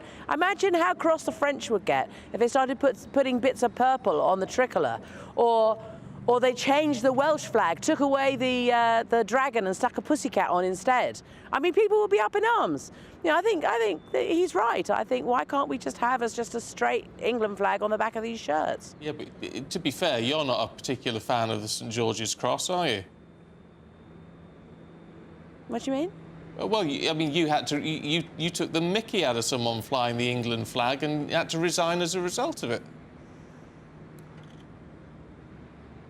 Oh, you're talking about a photo I took 10 years ago. Yes. And I put on Twitter. Yeah, no, I took a photo 10 years ago of a house that was completely covered in England flags. Is that what you mean? Yeah. And people made all sorts of assumptions about it? All right, OK. Sorry, I'm so far beyond, like, kind of trying to sort of explain, you know, it was a photograph, you know, and other people have decided what it was that I was thinking or saying. You know, I mean, as I say, it was a very long time ago. But I did, you know, as far as I was concerned, if it was going to do any damage to the Labour Party, do you know what I did? I resigned. Do you remember when people used to do that when they made a mistake? We haven't seen that forever, I think, from this lot. You know, they don't do resigning, do they? I tell you what, I'll move on to something else I was doing. Otherwise, there wouldn't be any of them left. Let me tell you what I was doing at something like 5:45 this morning, which was looking up your birthday, because I wanted to find out if you're a waspie or not. And you're just a couple of months away from being one, aren't you? But I just wondered what you thought of this, the ruling that... Child of the 60s. Yes, yeah, that's right. Yeah, you're just a couple of months out, I think. Otherwise, you might be due a payment. Who knows? But what do you think about the fact that there is this enormous bill that the government somehow is going to have to pay, or maybe not, to compensate women who were done out of their due pensions, and whether or not Labour, if you do get into power, would actually respect that decision and pay up, even though it will be very difficult? Yeah, I mean, I met waspie women years and years ago when they were campaigning, and people just were telling them that they must have mislaid the letter, that they were definitely told about it. It wasn't true, they weren't told. And, you know, this careful report that's been written by the Ombudsman, taken in many years, looking at all the evidence, they have been vindicated. They weren't told that that the date that they were going to be allowed to retire was changing, and it came as a surprise to them, and many of them made decisions, you know, about like giving up their job to look after their mum, knowing that they had a bit of savings, but they were going to be able to have their pension when they turned 60. All of these decisions people made. It was really, it's a terrible thing, and they've been campaigning for years and years. So finally we've got this report. And what we need now is that the government say that they need a bit of time to consider it, and we're going to give them the time and the space to do that. But we would like them to come back next week before Easter recess, and for them to say whether they accept the recommendations or not. I mean, the waspie women are holding up banners saying how important it is for there to be, you know, fast and fair justice for them, and the only people who can deliver that justice in a fast way is this government, and they need to get on and do it. OK. Emily Thornberry, good to see you this morning. Thanks very much indeed. Maybe we'll talk more about the waspie women tomorrow. I find it fascinating, because it was going to end up with being such a huge bill. I mean, Emily Thornberry didn't tackle it there, but it would have to be something that a Labour government would have to face as well. Well, this is the thing, and people saying it's an insult. A lot of the papers saying, well, this is another insult because people are going to get just under £3,000 a pop. This, which isn't compensation for years of not having a pension. No, it's not. It's in that sense, it's not enough. But that in itself will cost £10.5 billion, which is a huge amount of money. So we can't. Could we? But if you afford were to give people any affected, more? in the way Emily Thornberry sort of described there, if you were affected, if it really did affect your life, then it matters. Maybe it needs to be means tested in a way. Is that fair? So, well... Because if you had a rights to a pension, you had the rights to a pension. Yeah, but if it's left you destitute, then maybe you're due the money even more than people who are... We haven't managing. compensated very well the post office victims either. No, we haven't So, yet. I mean, we just don't seem to be very quick on this sort of thing, do we? Another thing we're not very quick on is the migration situation. As you will be very well aware, Number 10 says it's now dealing with a migration emergency after the last few days have seen the highest number of crossings in the Channel so far this year. And this comes as the Times reports the Home Office has still not found an airline to operate the Rwanda deportation flights, and they're thinking now of using the RAF. Let's talk to our Home and Security editor, Mark White. I mean, the whole thing, Mark, just seems absolutely chaotic. I mean, they said they're going to get it on the statute books by the 18th of April, but even that seems like it's going to be a bit of a tight squeeze.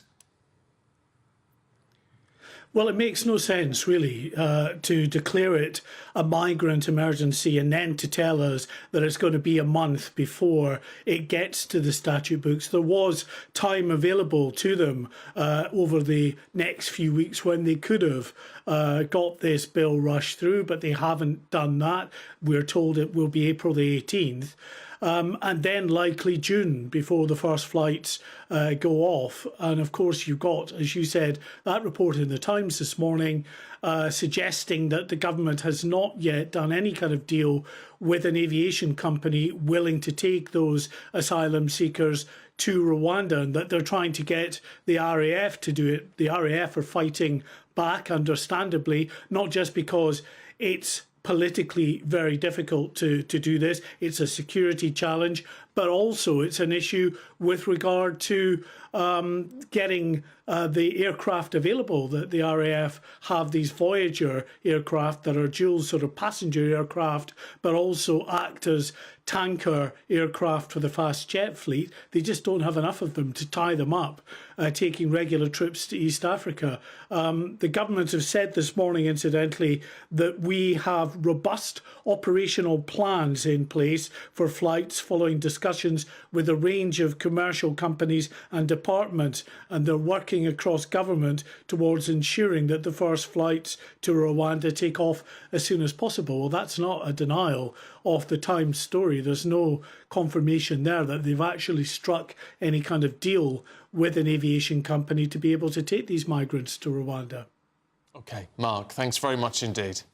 I always think when people use the word robust in a statement, it means they can't think of anything else quite to say and they're a bit embarrassed. Britain's Newsroom is coming up at 9:30 and Ben and Pip are here to tell us all about it. Good morning. And I wonder where we start. There's so much about it. Flaggate. Interesting, yeah. Lee Anderson will be on very shortly to give us his thoughts on it. I think you can imagine what he's got to say. And tonight, I'm keen to hear Gareth Southgate's press conference. Yes. To see what he has to say. Well, we know what the first question will be about, won't we? Well, it'd be nice as well to hear from the FA this morning, because who on earth signed it off? Yeah. What was the Somebody in the process FA must have. that it went through? We're talking There's about the lots shirt, of of questions to be asked about this. No doubt Lee Anderson might be in an England shirt. Who knows? Yeah. I mean, the thing is, it's so expensive. And people are going to feel that they've now got to spend another 125 quid on a shirt because this is the most current one. And it goes on. Yeah. Well, it's going to be an interesting debate. Interesting to see what Lee has to say about all of that. We'll see you at 9:30. Thank you very much indeed. Yeah, wait till we get started on the Great British Hot Cross Bun as well. Oh, yes, which you could eat in the garden if the weather's nice enough, which you might want to do with our Great British Spring giveaway, because we've got tech garden treats and £12,345 in tax-free cash. It's quite a prize. Here's how you can win it. There's still time to win our giveaway packed with seasonal essentials. First, there's an incredible £12,345 in tax-free cash to be won. Cash to make your bank account bloom. Plus a spring shopping spree with £500 in shopping vouchers to spend in the store of your choice. And finally, a garden gadget package, including a handheld games console, a portable smart speaker and a pizza oven. For another chance to win the vouchers, the treats and £12,345 £245 in tax-free cash, text GBWIN to 84902. Text costs £2 plus one standard network rate message. Or post your name and number to GB03 PO Box 8690 Derby DE1 9TT. UK only. Entrance must be 18 or over. Lines close at 5 p.m. on Friday the 29th of March. Full terms and privacy notice at gbnews.com/win. Please check the closing time if watching or listening on demand. Good luck. I'm Christopher Hope. And I'm Gloria Di Piero, bringing you PMQ's live here on GB News. Whenever Parliament is in session on a Wednesday at midday, we'll bring you live coverage of Prime Minister's questions. We'll be asking our viewers and listeners to submit the questions that they would like to put to the Prime Minister, and we'll put that to our panel of top politicians in our Westminster studio. That's PMQ's live here on GB News, Britain's election channel. I think the most exciting bit for me is talking to people. People who I think are ignored often by the major news channels. We're going to give news they want to hear. There's a voice there that needs to be heard. I think there's a chance here for a diversity of opinion to be expressed, which you don't find elsewhere. It's really exciting. We don't hold back. We're free to say how decisions that are taken here affect us all around the country. Only on GB News, the People's Channel, Britain's news channel.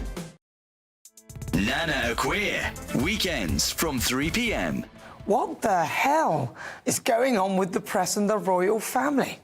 After the hullabaloo over Photogate, which involved a very badly edited photo by Princess Catherine, poor woman, the press went to town on her. Admittedly, it was full of obvious errors to the trained eye, but so what? On Mother's Day last Sunday, Princess Catherine issued what many thought was a heartfelt picture of her family. It was lovely. In attempting to practice her amateur photoshopping skills, she has caused uproar, an uproar that was enough to put anyone off photography for good. The picture was apparently taken by William and was meant to signify a happy Mother's Day to one and all. After all, we hadn't seen Catherine around for a while since the surgery. Just because Princess Charlotte's wrist didn't match her sleeve and her hair ended abruptly, or Louis's jumper didn't line up and his right hand was blurred. Catherine had a wonky zip and an out-of-focus hand and 3 airbrushed individual hairs. Bless her heart, poor Catherine. Why should she ever want to try again? This reaction would put any aspiring student off photography for life.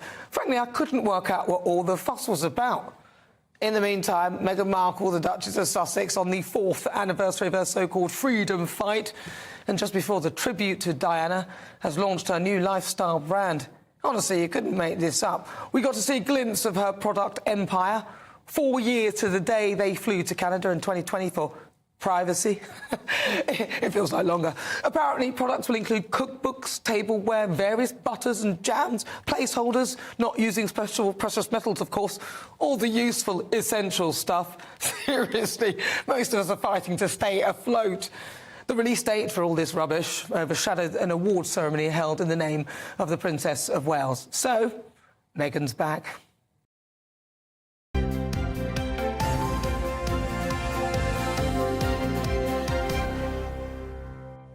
Now, a charity in Lincolnshire needs to raise £80,000 to complete a regional landmark that's going to be bigger than the Angel of the North. The Bomber County Gateway Trust is building a permanent, full-size replica of a Lancaster bomber on the county border with Nottinghamshire, and the whole installation will be called On Freedom's Wings.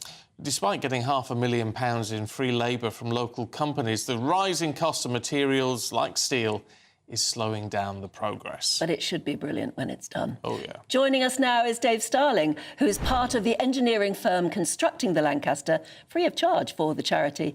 A very good morning to you. This must be one of the most exciting projects you've ever worked on. Good morning, Anne. Morning, Stephen. Yeah, very much so. It's a bit of a once-in-a-lifetime opportunity for us.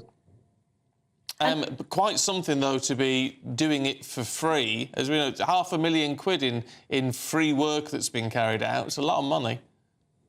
Yeah, it's a lot of money, but it's one of these things that'll be there for a long time after I'm gone, and it'll be such a landmark for the county. I'll be telling my grandkids about it, and hopefully they'll be telling theirs about it. So it's one of these opportunities that it was great to be involved with, and a great opportunity for the company to help out where we can. Do you come from a bit of an RAF family? Yes, both my grandparents were in the RAF during the war, and it's a real nice opportunity to sort of honour them a bit and sort of doff the cap to them, if you like, and pay something back. And we're running out of members of sort of veterans that were able to tell the stories, and it's important that we carry on telling those stories and letting everyone know how lucky we are, and future generations know how lucky we are. Why is it so important in Lincolnshire? Why is it that this would be put upon the Lincolnshire-Nottinghamshire border?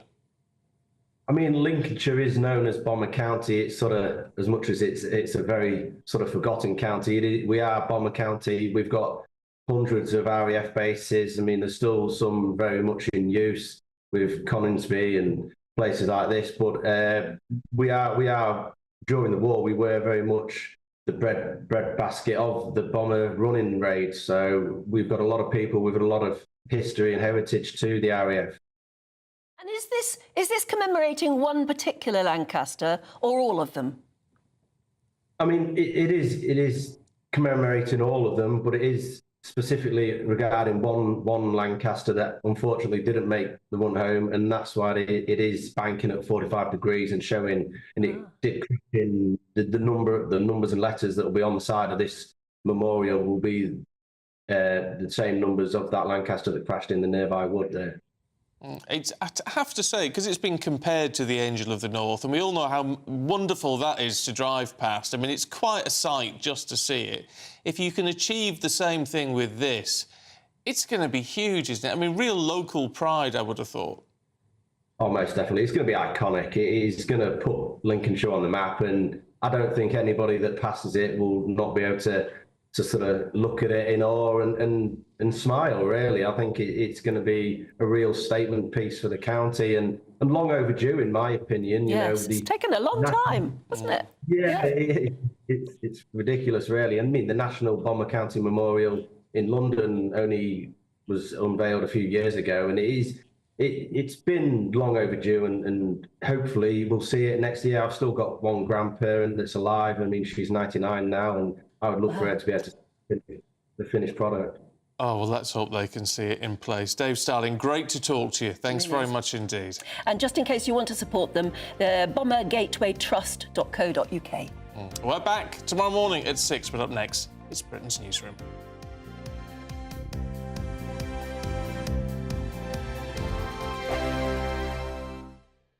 Join me, Camilla Tominey, every Sunday at 9:30 when I'll be interviewing the key players in British politics and taking them to task. This report basically says that he's not fit to stand trial. With an upcoming election looming over Westminster, now is the time for clear, honest answers. I agree. And that's precisely what I'll get. Is he indecisive? Incompetent? That's the Camilla Tominey Show at 9:30 every Sunday on GB News, the People's Channel, Britain's election channel. I'm Michelle Dewberry, and I'm not here to tell you what to think. I'd much rather hear what you have to say. So send in your opinions to gbviews@gbnews.com. Keep them clean, and you never know, I might read them out. With my panel here on Jubes & Co, we debate, we get stuck into the issues of the day on a show where all views are welcome, especially yours. GB News, the People's Channel, Britain's news channel. This is GB News, Britain's news channel. Can the Church of England not spend their money as they wish? The Church of England can do amazing things for this country and for the world, and I'm not sure why it's chosen to focus on this specific issue.